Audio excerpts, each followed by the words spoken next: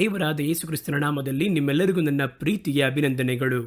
ಪ್ರತಿ ಬಾರಿ ಈ ಒಂದು ಪ್ರಸಂಗ ಪೀಠ ಕಾರ್ಯಕ್ರಮವನ್ನು ನಾವು ದೇವರ ವಾಕ್ಯವನ್ನು ತೆಗೆದು ಧ್ಯಾನ ಮಾಡುವಾಗ ಅದು ನಿಜವಾಗಿಯೂ ನಿಮ್ಮ ಆತ್ಮಕ್ಕೆ ಒಂದು ಒಳ್ಳೆಯ ವಿಶ್ರಾಂತಿಯನ್ನು ಕಲಿಸಿಕೊಳ್ಳುವುದಕ್ಕೆ ಹಲವಾರು ಕಾರ್ಯಗಳನ್ನು ಆತ್ಮದಲ್ಲಿ ಬಲ ಹೊಂದಿಸುವುದಕ್ಕೆ ಬೇಕಾದ ಮರೆಯಾಗಿರುವ ಮನ್ನವನ್ನು ಕೊಡುವಂತಹ ಕಾರ್ಯಕ್ರಮ ಎಂಬುದಾಗಿ ಅನೇಕರು ಬರೆದಿದ್ದೀರಾ.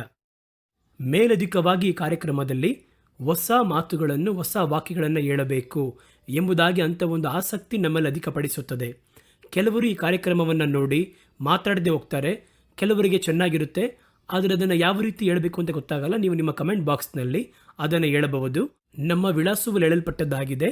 ಇಮೇಲ್ ಮೂಲಕವಾಗಿ ನಿಮ್ಮ ಅಭಿಪ್ರಾಯವನ್ನು ನೀವು ಕಳುಹಿಸಬಹುದು.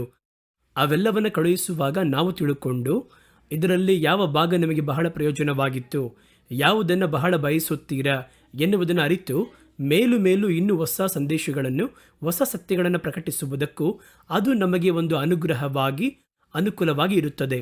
ಆದ್ದರಿಂದ ದೇವರು ನಿಮ್ಮೊಂದಿಗೆ ಏನು ಮಾತಾಡಿದರು ಎನ್ನುವುದನ್ನು ನಾನು ಕೂಡ ತಿಳಿಯುವುದಕ್ಕೆ ಬಯಸುತ್ತೇನೆ ಎನ್ನುವುದನ್ನು ನೀವು ಅರ್ಥ ಮಾಡಿಕೊಳ್ಳಬೇಕು. ಇವತ್ತು ದೇವರ ವಾಕ್ಯದಿಂದ ಒಂದು ವಾಕ್ಯವನ್ನು ನಮ್ಮ ಧ್ಯಾನಕ್ಕೋಸ್ಕರವಾಗಿ ನಾವು ತೆಗೆದುಕೊಳ್ಳಲಿದ್ದೇವೆ. ಲೂಕನ ಸುವಾರ್ತೆ 21ನೇ ಅಧ್ಯಾಯ 35ನೇ ವಾಕ್ಯ. ಅದು ಎಲ್ಲರಿಗೂ ಆಗಾಗ ಗೊತ್ತಿರುವಂಥ ಒಂದು ವಾಕ್ಯವೇ. ಈ ವಾರ ಪೂರ್ತಿಯಾಗಿ ಈ ವಾಕ್ಯವೇ ನನ್ನ ಮನದಲ್ಲಿ ಆಗಾಗ ನಿರಳಾಟವಾಗಿ ಬರುತ್ತಲೇ ಇತ್ತು. ನಿಮಗೆ ಗೊತ್ತು, ಲೂಕ 21ನೇ ಅಧ್ಯಾಯ ಕಡೆಯ ಕಾಲದ ಕುರಿತಾಗಿರುವಂತಹ ಅಪಾಯಗಳ ಕುರಿತಾಗಿ ಪಟ್ಟಿ ಮಾಡಿ ಹೇಳುವಂಥ ಒಂದು ಅಧ್ಯಾಯ. ಅದರಲ್ಲಿ ಅವರು ಹೇಳ್ತಾರೆ 35ನೇ ವಾಕ್ಯದಲ್ಲಿ, ಆ ದಿವಸವು ಭೂನಿವಾಸಿಗಳೆಲ್ಲರ ಮೇಲೂ ಬರುವುದು, ಈ ಕಡೆಯ ಕಾಲದ ಭಯಂಕರತೆಗಳು ಉಂಟಾಗುವುದು. ದಿಢೀರೆಂಬುದಾಗಿ ನಮ್ಮ ಕಾಲುಗಳಿಗೆ ಒಂದು ಕೊಕ್ಕಿ ಹಾಕಿ ಪಟ್ಟನೆ ಅದನ್ನು ಎಳೆದಂಗೆ ಈ ದಿನಗಳಲ್ಲಿ ದಿಢೀರೆಂಬುದಾಗಿ ಬರುತ್ತದೆ ಎಂಬುದಾಗಿ ದೇವರು ಹೇಳಿದ್ದಾರೆ.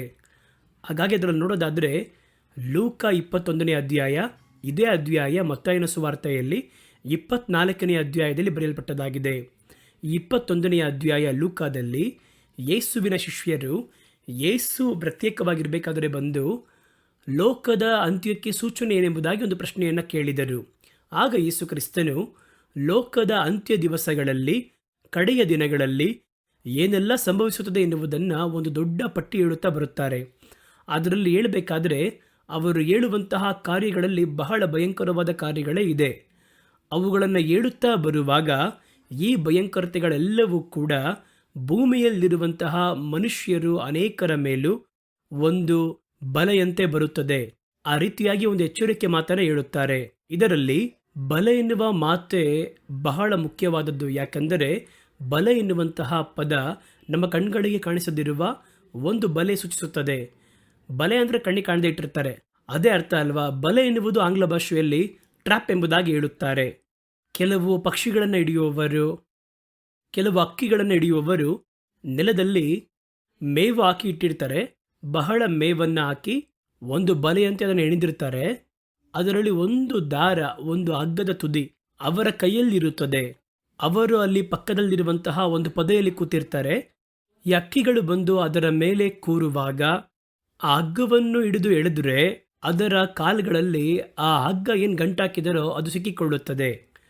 ಆಗ ಮೀನನ್ನು ಯಾವ ರೀತಿ ಬಲೆ ಹಾಕಿ ಹಿಡಿಯುತ್ತಾರೋ ಅದೇ ರೀತಿಯ ಹಕ್ಕಿಗಳನ್ನು ಕೂಡ ಬಲೆ ಇಟ್ಟು ಹಿಡಿಯುತ್ತಾರೆ. ಅದನ್ನು ಟ್ರ್ಯಾಪ್ ಎಂಬುದಾಗಿ ಒಂದು ಪದವನ್ನು ಹೇಳ್ತಾರೆ. ಟ್ರ್ಯಾಪ್ ಎಂದರೆ ಬಲೆ ಎಂಬುದಾಗಿ ನೋಡುವುದಾದರೆ ಕಣ್ಣಿಗೆ ಕಾಣದಿರುವುದೆಂಬುದಾಗಿ ಅರ್ಥ. ಕಣ್ಣಿಗೆ ಕಾಣದಿರುವ ಅಪಾಯ.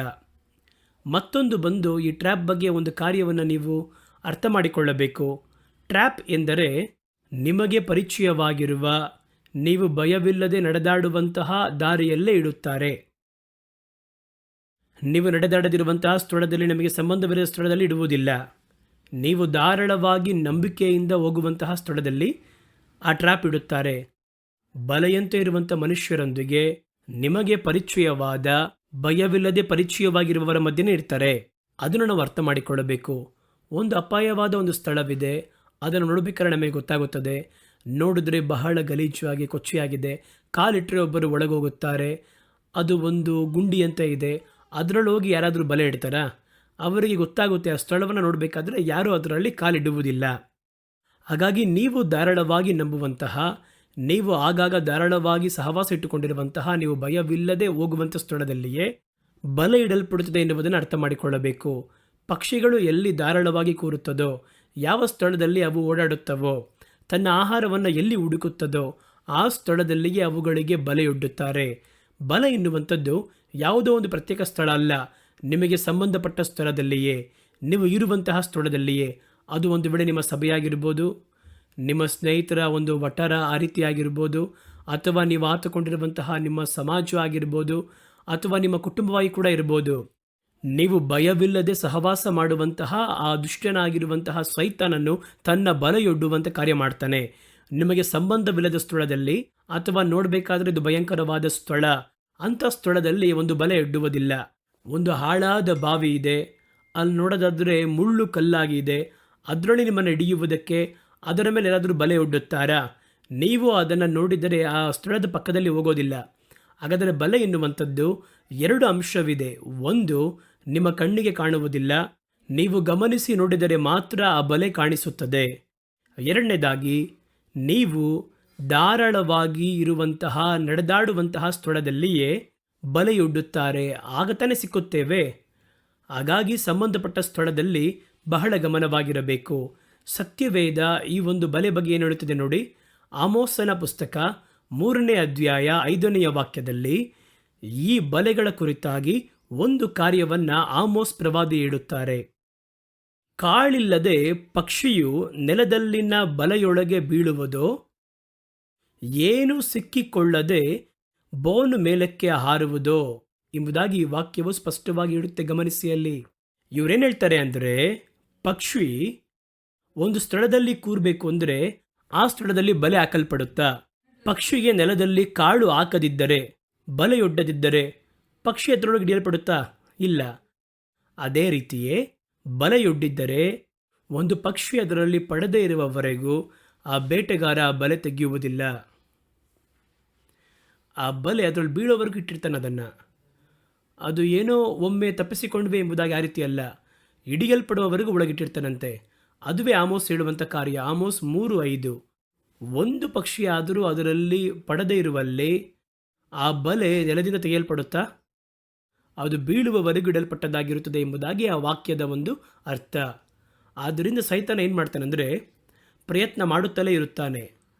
ಆ ಬಲೆಯಲ್ಲಿ ಹೇಗಾದರೂ ಹಿಡಿಯಲ್ಪಡುವವರೆಗೂ ಅದನ್ನು ನೀಗಿಸುವುದಿಲ್ಲ. ಹಾಗಾದರೆ ನೀವೇನು ಮಾಡಬೇಕು ಅಂದರೆ, ಗಮನವಾಗಿದ್ದು ಆ ಸ್ಥಳವನ್ನು ನೀವು ಬಿಟ್ಟು ದೂರ ಸರಿಬೇಕು, ಬಿಟ್ಬಿಡಬೇಕು ಎಂಬುದಾಗಿ ಸತ್ಯವೇದ ಹೇಳುತ್ತದೆ. ಯೆರೆಮೀಯ ಪ್ರವಾದನೆ ಗ್ರಂಥ 5ನೇ ಅಧ್ಯಾಯ 26ನೇ ವಾಕ್ಯದಲ್ಲಿ ಯೆರೆಮೀಯ ಕೂಡ ಹೇಳ್ತಾರೆ, ಗಮನಿಸಿ, ನನ್ನ ಜನರಲ್ಲಿ ದುಷ್ಟರು ಕಂಡು ಬಂದಿದ್ದಾರೆ, ಬೇಡರು ಹೊಂಚುವ ಹಾಗೆ ಹೊಂಚು ಹಾಕುತ್ತಾರೆ, ಬೋನೊಡ್ಡಿ ಮನುಷ್ಯರನ್ನು ಹಿಡಿಯುತ್ತಾರೆ. ಈ ಬಲೆಗಳನ್ನು ಇಡುವವರನ್ನು ನೋಡುವುದಾದರೆ ಹೊರಗೆ ಕಾಣಿಸುವುದಿಲ್ಲ, ಒಳಗೆ ಹೊಂಚಾಕಿರ್ತಾರೆ. ಅವರನ್ನು ನೋಡಬೇಕಾದರೆ ಹೊಂಚು ಹಾಕುವ ಹಾಗೆ ಕಾಣಿಸುವುದಿಲ್ಲ. ಅವರು ನಮ್ಮ ಜೊತೆನೇ ಇರ್ತಾರೆ, ನಾವು ಇರುವಂಥ ಸ್ಥಳದಲ್ಲಿ ಇಡ್ತಾರೆ, ನಮಗೆ ಒಳ್ಳೆಯದು ಬರುವ ಸ್ಥಳದಲ್ಲಿ ಇಡ್ತಾರೆ, ನೀವು ಆಗಾಗ ಹೋಗುವ ದಾರಿಯಲ್ಲಿ ಅಥವಾ ಸಹವಾಸವಿರುವ ಸ್ಥಳದಲ್ಲಿ ಇಡ್ತಾರೆ.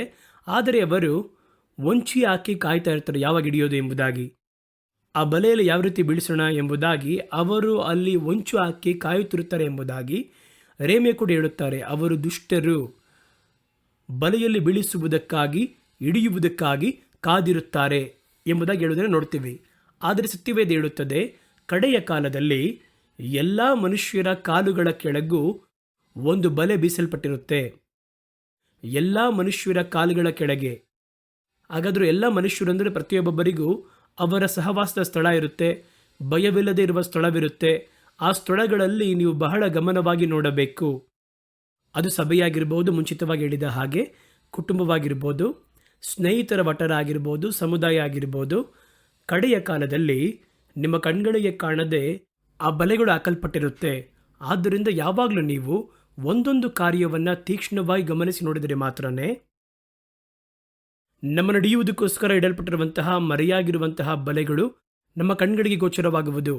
ಆದ್ದರಿಂದ ಎಲ್ಲವನ್ನು ನಂಬದೆ ಅದು ದೇವರಿಂದ ಉಂಟಾದದ ಎಂಬುದಾಗಿ ಶೋಧಿಸಿ ನೋಡಿ ಎಂದು ಕರ್ತನ ಸತ್ಯವೇದ ನಮಗೆ ಹೇಳುವಂಥದ್ದಾಗಿದೆ. ಕಡೆಯ ಕಾಲದಲ್ಲಿ ಎಲ್ಲ ಮನುಷ್ಯರ ಕಾಲುಗಳ ಕೆಳಗೆ ಬಳೆಗಳು ಹಾಕಲ್ಪಟ್ಟಿದ್ದರೂ ದೇವರ ಮಕ್ಕಳ ಕೆಳಗೂ ವಿಶೇಷವಾಗಿ ಬಲೆಗಳು ಹಾಕಲ್ಪಟ್ಟಿರುತ್ತದೆ.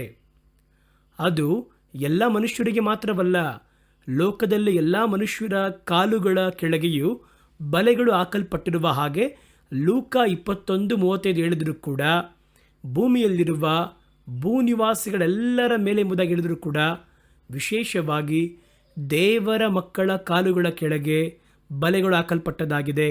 ಯಾಕಂದರೆ ಸೈತಾನನಿಗೆ ನೇರವಾಗಿರುವ ಹಗೆತನ, ಸೈತಾನನಿಗೆ ನೇರವಾಗಿರುವ ಹೊಟ್ಟೆಕಿಚ್ಚು, ಸೈತಾನನಿಗೆ ನೇರವಾಗಿರುವ ಕೋಪ ಒಂದು ದೇವರ ಮೇಲೆ ಮತ್ತು ಅವರ ಮಕ್ಕಳ ಮೇಲೆ.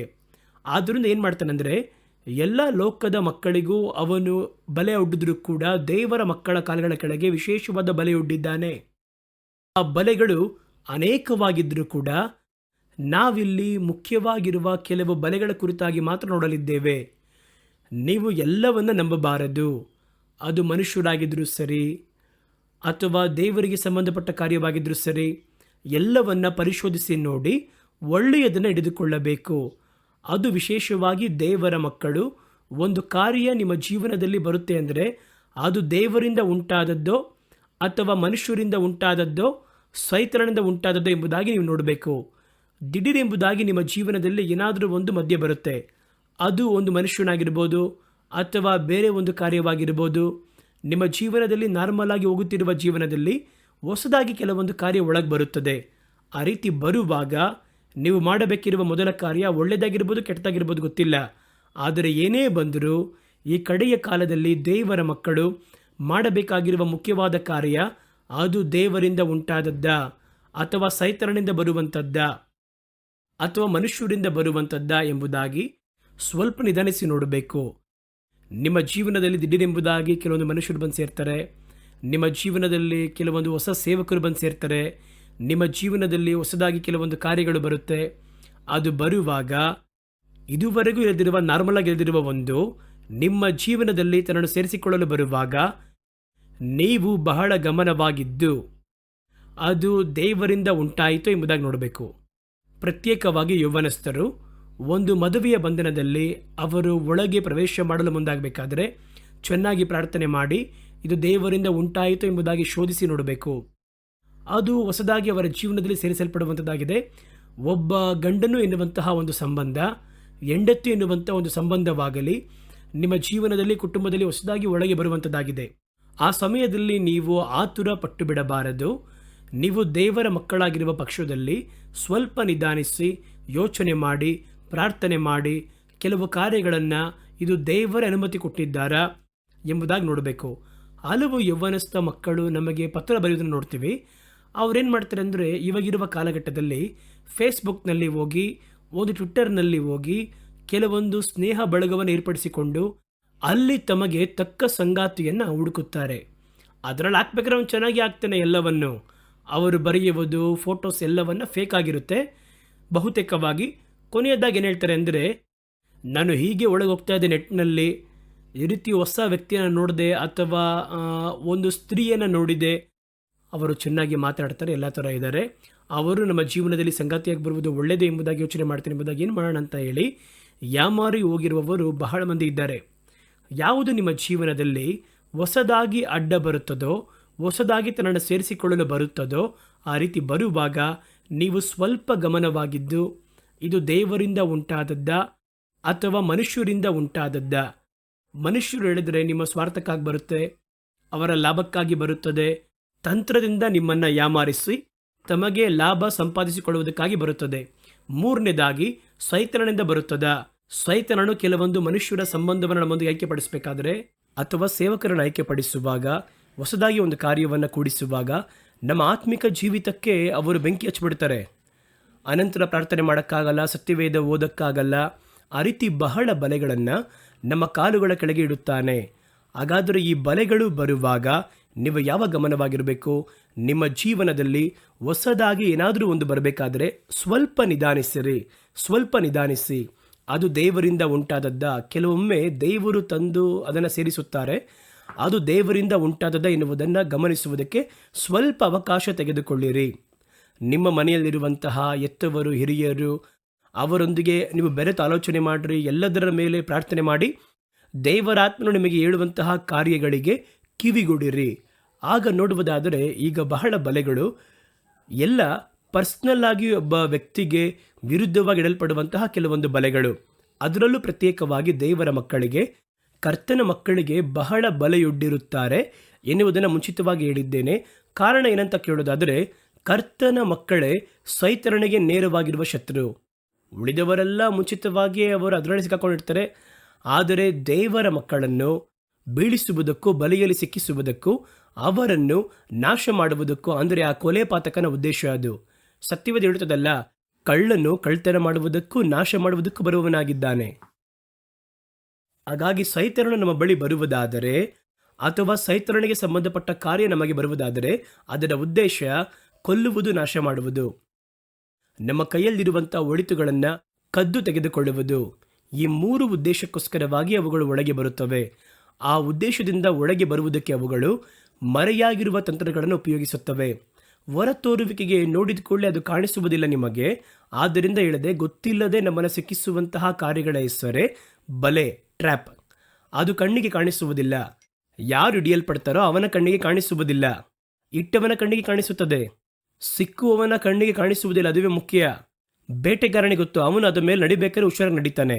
ಆದರೆ ಸಿಕ್ಕುವವನಿಗೆ ಗೊತ್ತಿರುವುದಿಲ್ಲ. ಆದ್ದರಿಂದ ಬಹಳ ಗಮನವಾಗಿರಬೇಕು ಅಂತೇಳಿ ಕರ್ತನ ಸತ್ಯವೇದ ಹೇಳುತ್ತದೆ. ನೋಡಿ, ಕೆಲವೊಂದು ಬಲೆಗಳ ಕುರಿತಾಗಿ ನೀವು ಬಹಳ ಗಮನವಾಗಿರಬೇಕು. ಅದು ಹೊರತೋರುವಿಕೆಗೆ ನೋಡಿದರೆ ಒಳ್ಳೆತನ ಕಾಣಿಸುತ್ತೆ, ಅದು ನಿಮಗೆ ಒಳ್ಳೆಯದನ್ನು ಹೇಳುವಂತೆ ಕಾಣಿಸುತ್ತದೆ. ಆದರೆ ಒಳಗೆ ಗಮನಿಸಿ ನೋಡುವುದಾದರೆ ಅದು ನಿಮ್ಮ ಬೆಲೆ ಕಟ್ಟಲಾಗದಿರುವ ಒಳಿತಾಗಿರುವ ಆಶೀರ್ವಾದವನ್ನು ಕಳಕೊಳ್ಳುವಂತೆ ಮಾಡುತ್ತದೆ ಎನ್ನುವುದನ್ನು ನೀವು ಅರಿತುಕೊಳ್ಳಬೇಕು. ಕರ್ತನ ಸತ್ಯವೇದ ನಮಗೆ ಹೇಳುವಂತಹ ಮೊದಲ ಬಲೆ ಏನಂತ ನೋಡೋದಾದರೆ, ಈ ಕಡೆಯ ಕಾಲದಲ್ಲಿ ಐಶ್ವರ್ಯವಂತರಾಗಬೇಕು ಎಂಬುದಾಗಿ ಬಯಸುವವರು. ಇದು ಹೊರತೋರುವಿಕೆಯಲ್ಲಿ ಒಂದು ದೊಡ್ಡ ಅಪಾಯದ ಹಾಗೆ ಕಾಣಿಸುವುದಿಲ್ಲ. ಐಶ್ವರ್ಯವಂತನಾಗಬೇಕು ಎಂಬುದಾಗಿ ಬಯಸುವವರು ಬಲೆಯಲ್ಲಿ ಸಿಕ್ಕುತ್ತಾರೆ ಎಂಬುದಾಗಿ ಸತ್ಯವೇದ ಹೇಳುತ್ತದೆ. ಕರ್ತನ ಸತ್ಯವೇದ ಹೇಳುತ್ತದೆ, ಇಹಲೋಕಕ್ಕೆ ಮಾತ್ರವಲ್ಲ. ಇಹಲೋಕ ಅಂದ್ರೇನು? ಈಗಿರುವಂಥ ಪ್ರೆಸೆಂಟ್ ಲೈಫ್. ಇಹಲೋಕಕ್ಕಾಗಿ ಮಾತ್ರ ದೇವರನ್ನು ಹುಡುಕುವವನು ಎಲ್ಲರಲ್ಲಿಯೂ ಪರಿತಪಿಸಲ್ಪಡುವವನಾಗಿರುತ್ತಾನೆ.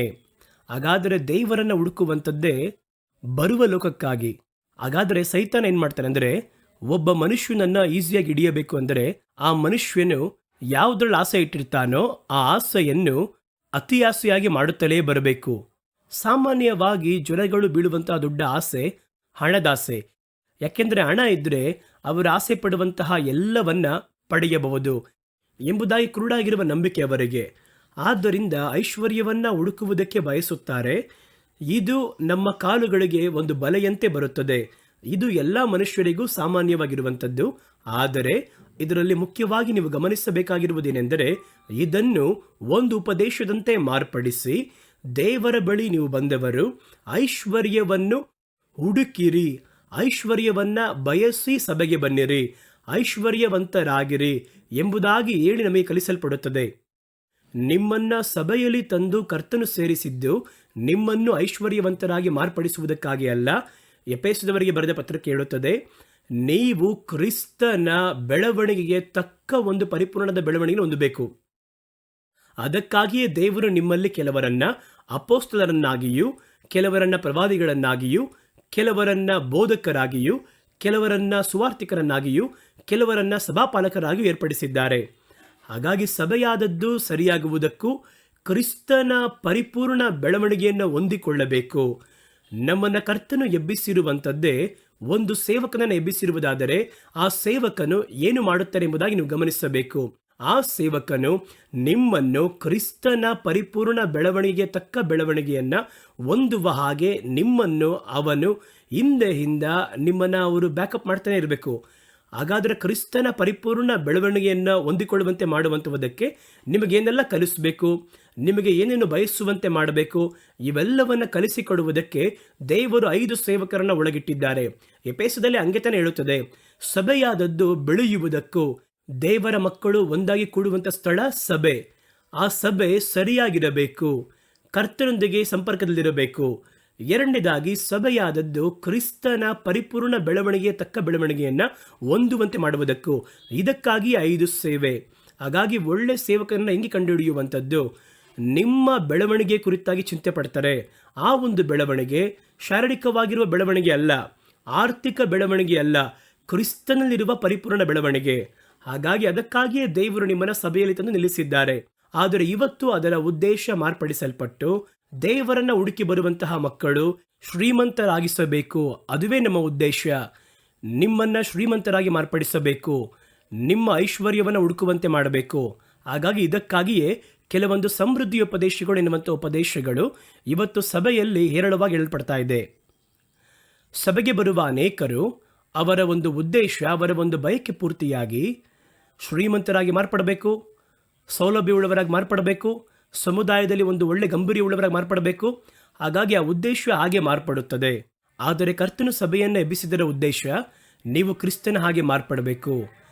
ದೇವರ ಸನ್ನಿಧಿಯಲ್ಲಿ ನೀವು ಎಂದೆಂದು ನೆಲೆಯಾಗಿ ನಿಲ್ಲುವಂತಹ ಅಥವಾ ಕರ್ತನ ದ್ರಾಕ್ಷಾ ತೋಟದಲ್ಲಿ ಒಳ್ಳೆ ಫಲವನ್ನು ಕೊಡುವಂತಹ ಪರಲೋಕದ ನದಿಗಳ ಬಳಿಯಲ್ಲಿ ನೆಡಲ್ಪಟ್ಟು ಆಯಾ ತಿಂಗಳಿಗೆ ತನ್ನ ಪ್ರತಿಫಲವನ್ನು ಕೊಡುವಂತಹ ಆ ಸ್ಥಿತಿಯಲ್ಲಿ ನೀವಿರಬೇಕೆನ್ನುವುದೇ ದೇವರ ಉದ್ದೇಶ.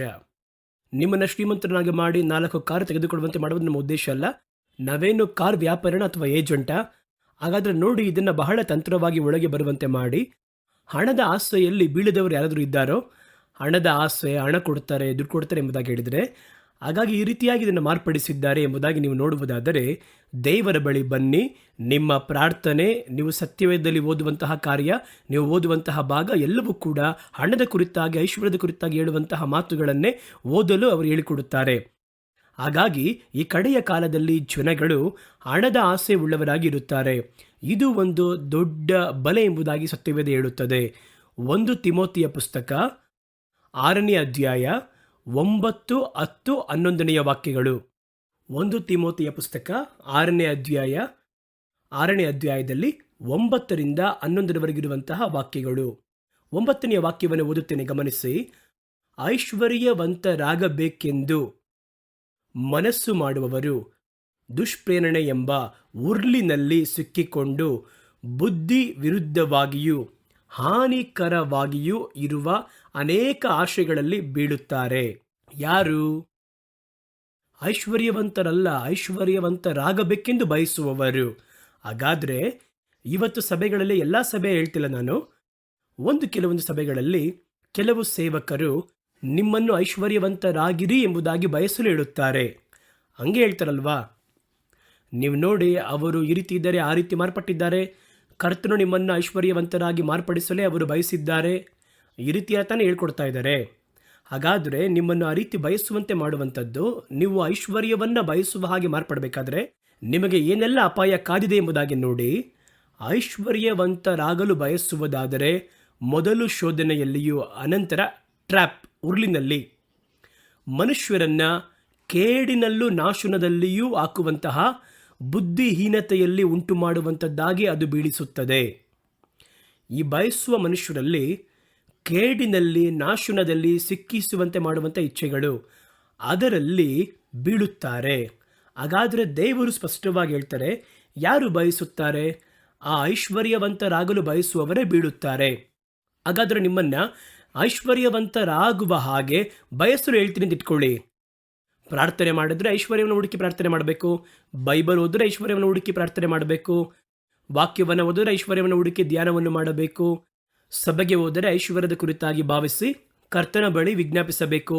ಐಶ್ವರ್ಯ ಮಾತ್ರ ನಮ್ಮ ಉದ್ದೇಶವಾಗಿರಬೇಕು. ಎಲ್ಲ ಐಶ್ವರ್ಯ ಹೇಗೆ? ಲೋಕದ ಐಶ್ವರ್ಯ.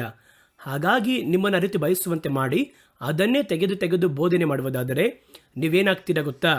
ನಾನು ಹೇಳ್ತೀರಾ, ಸತ್ಯವೇದ ಹೇಳುತ್ತದೆ, ಶೋಧನೆಯಲ್ಲಿ ಸಿಕ್ಕಿಕೊಳ್ಳುತ್ತೀರಾ. ಅನಂತರ ನಿಮಗೆ ನಾವು ಬಂದು ಆ ರೀತಿ ಸಹಜ ಮಾಡಿಬಿಡ್ತೀವಿ.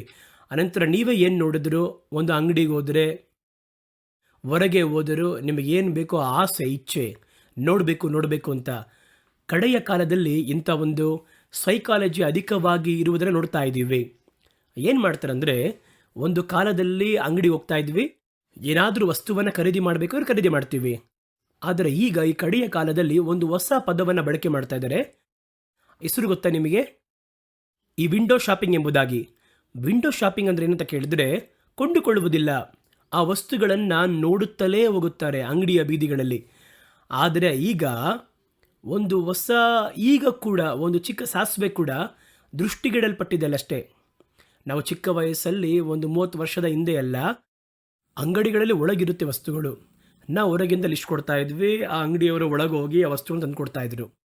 ಇವತ್ತು ನೋಡೋದಾದರೆ ಒಂದು ಚಿಕ್ಕ ವಸ್ತು ಕೂಡ, ಒಂದು ಈರುಳ್ಳಿ ಆಗಿದ್ದರು, ಒಂದು ಬೆಳ್ಳುಳ್ಳಿ ಆಗಿದ್ದರು, ಒಂದು ಸಾಸಿವೆ ಆಗಿದ್ದರೂ ಕೂಡ, ಒಂದು ಉದ್ದಿನಬೇಳೆ ಆಗಿದ್ದರೂ ಎಲ್ಲವನ್ನ ನೋಡುವ ಹಾಗಿಟ್ಟಿರ್ತಾರೆ. ಯಾಕೆ ಅಂದರೆ ಇವಾಗಿರುವ ಜನಗಳು ಪಡೆಯುತ್ತಾರೋ ಇಲ್ಲವೋ ಅದರ ಮೇಲೆ ಆಸೆ ಪಡುತ್ತಾರೆ. ದೊಡ್ಡ ದೊಡ್ಡ ಶಾಪಿಂಗ್ ಮಾಲ್ಗಳಲ್ಲಿ ನೋಡಬೇಕಾದ್ರೆ ಡ್ರೆಸ್ಗಳು ಇರುತ್ತೆ, ಜ್ಯುವೆಲ್ಲರಿ ಶಾಪ್ ಇರುತ್ತೆ, ಹಲವು ವಿಧವಾಗಿರುವ ವಸ್ತುಗಳು ಇರುತ್ತದೆ, ಒಂದು ದೊಡ್ಡ ಗುಂಪೆ ಇರುತ್ತೆ. ಇವರೆಲ್ಲ ಪಡೆಯುತ್ತಾರಂತೆ ಗಮನಿಸಿ ನೋಡಿ, ಅವರು ಪಡೆಯುವುದಿಲ್ಲ. ಪ್ರತಿ ಅಂಗಡಿಗಳು ನಿಂತು ಹಾಗೆ ನೋಡ್ತಾನೆ ಇರ್ತಾರೆ. ಕೆಲವರು ಒಳಗೋಗಿ ಅದೇನು ಬೆಲೆ ಇದೇನು ಬೆಲೆ ಅಂತ ತೆಗೆದು ನೋಡಿ, ಡಿಸೈನ್ ಸರಿ ಇಲ್ಲ ಅಂತ ಹೋಗ್ತಾರೆ.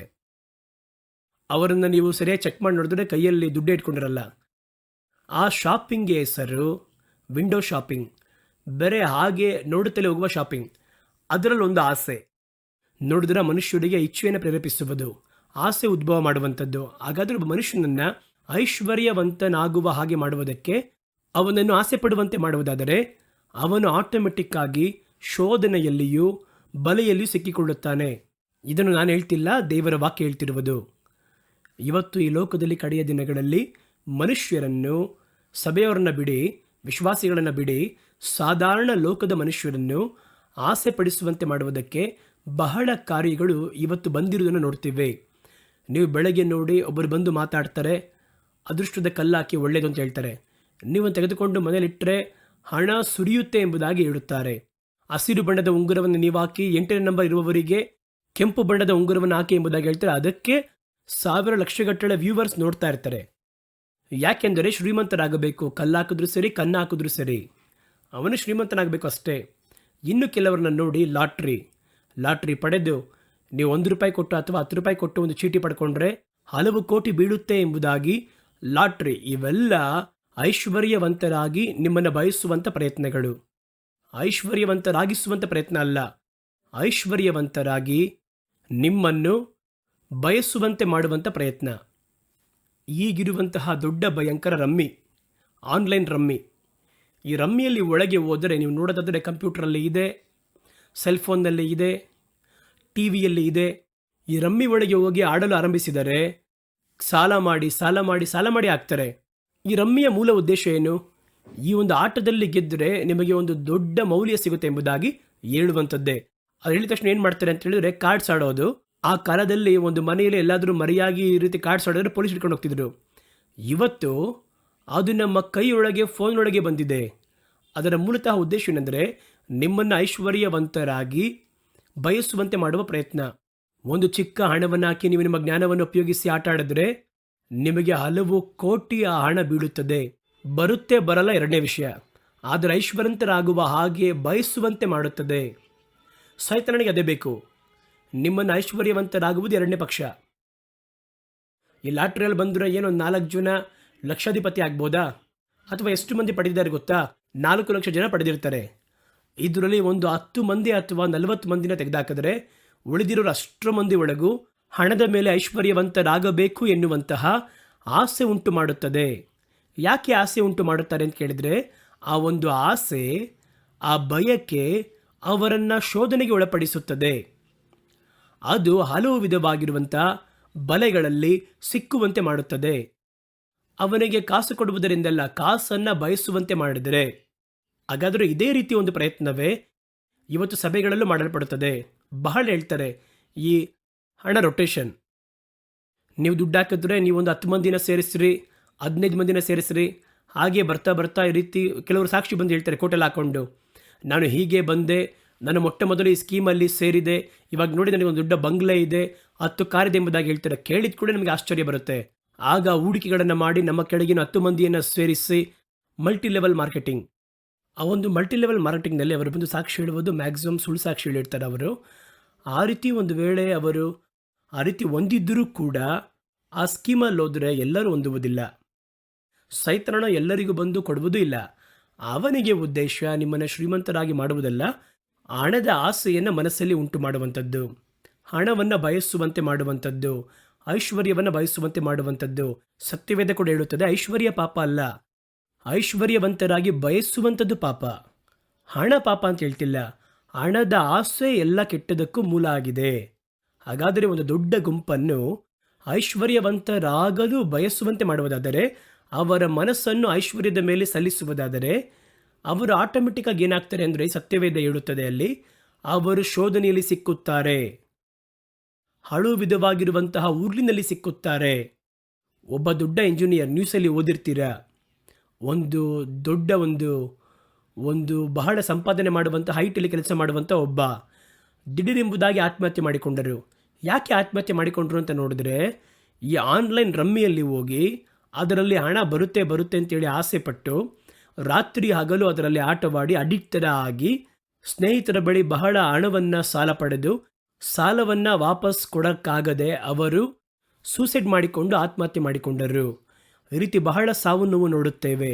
ಸೈತಾನನಿಗೆ ಒಂದು 4 ಮಂದಿಯನ್ನು ಶ್ರೀಮಂತರಾಗಿ ಮಾಡಿದರೂ ಕೂಡ 40,000 ಮಂದಿಯನ್ನು ಹಣದಾಸೆ ಉಳ್ಳವರಾಗಿ ಮಾರ್ಪಡಿಸುತ್ತಾನೆ. ಆ ಹಣದ ಆಸೆ ಒಬ್ಬ ಮನುಷ್ಯನ ಒಳಗೆ ಉಂಟು ಮಾಡಿದರೆ, ಆ ಆಸೆಯನ್ನು ಇಂಜೆಕ್ಟ್ ಮಾಡಿದರೆ ಅನಂತರ ಬಿಟ್ಬಿಡ್ಬೋದು. ಅವರು ತಾವಾಗಿ ಹೋಗಿ ಶೋಧನೆಯಲ್ಲಿ ಸಿಕ್ಕಾಕೋತಾರೆ, ತಾವಾಗಿ ಹೋಗಿ ಬಲಿಯಲ್ಲಿ ಸಿಕ್ಕಿಕೊಳ್ಳುತ್ತಾರೆ, ತಾವಾಗಿ ಹೋಗಿ ಇಚ್ಛೆಗಳಲ್ಲಿ ಸಿಲುಕಿಕೊಳ್ಳುತ್ತಾರೆ, ಹಲವು ವಿಧವಾಗಿರುವ ಕೇಡುಗಳಲ್ಲಿ ಸಿಲುಕುತ್ತಾರೆ. ಇದು ಹೊರಗೆ ನೋಡಿದ್ರೆ ಟಿ ವಿಯಲ್ಲಿಯೂ, ಫೋನ್ನಲ್ಲಿಯೂ, ಸೋಷಿಯಲ್ ಮೀಡಿಯಾದಲ್ಲಿಯೂ ಈ ಒಂದು ಬಲೆಗಳು ಬಂದು ಜನಗಳನ್ನು ಶ್ರೀಮಂತರಾಗಿ ಮಾಡುವುದಕ್ಕೆ ಆಸೆ ಪಡಿಸುತ್ತದೆ. ನೋಡಿ, ಈಗ ಹೊಸದಾಗಿ ಬಹಳ ಬಂದಿದೆ. ದಿಢೀರೆಂಬುದಾಗಿ ಒಂದು ಇಮೇಲ್ ಬರುತ್ತೆ, ನೋಡಿ ನಿಮಗೆ ಇಷ್ಟು ಕೋಟಿ ರೂಪಾಯಿ ಒಂದು ಸ್ವತ್ತು, ಒಂದು ಆಸ್ತಿ ಬಂದಿದೆ, ಈ ಆಸ್ತಿಯನ್ನು ಸ್ವಂತಿಸಿಕೊಳ್ಳಬೇಕು. ಒಬ್ಬರು ಬಂದು ನಿಮ್ಮ ಹೆಸರಡಿ ಬರೆದಿಟ್ಟಿದ್ದಾರೆ, ಅವರು ಆಫ್ರಿಕಾ ದೇಶದಲ್ಲಿ. ಈ ರೀತಿಯೆಲ್ಲ ಇಮೇಲ್ ಹಾಕ್ತಾರೆ. ಆ ಮೇಲನ್ನು ಕ್ಲಿಕ್ ಮಾಡಿ ನಿಮ್ಮ ಬ್ಯಾಂಕ್ ನಂಬರನ್ನು ಕೊಡಿ ಅಂತ ಕೊಟ್ಟರೆ ಮುಂದಿನ 10 ನಿಮಿಷದಲ್ಲಿ ನಿಮ್ಮ ಅಕೌಂಟ್ಲಿರುವಂಥ ಅಷ್ಟು ಹಣವನ್ನು ತೆಗೆದು ಬಿಡುತ್ತಾರೆ. ಈ ರೀತಿ ಇದರಿಂದ ಏನು ಮಾಡ್ತಾರೆ ಅಂತ ನೋಡೋದಾದರೆ, ನಿಮ್ಮನ್ನು ಹಣದ ಮೇಲೆ ಆಸೆ ಪಡಿಸುವಂತೆ ಮಾಡುತ್ತಾರೆ, ಹಣದ ಮೇಲೆ ಆಸೆ ಪಡುವಂತೆ ಮಾಡುವಂಥದ್ದು. ಅದಕ್ಕೆ ಒಂದು 4 ಮಂದಿಯನ್ನು ಶ್ರೀಮಂತರಾಗಿ ಮಾಡುವುದು, ಅವರನ್ನು ಕರೆತಂದು ಸಾಕ್ಷಿ ಹೇಳಿಸುವಂಥದ್ದು, ನಿಮ್ಮನ್ನು ಹಣವನ್ನು ಬಯಸುವಂತೆ ಮಾಡಿಸುವುದಾದರೆ ಅನಂತರ ಏನಾಗುತ್ತೆ ಎಂಬುದಾಗಿ ಸತ್ಯವೇದ ಹೇಳುತ್ತದೆ.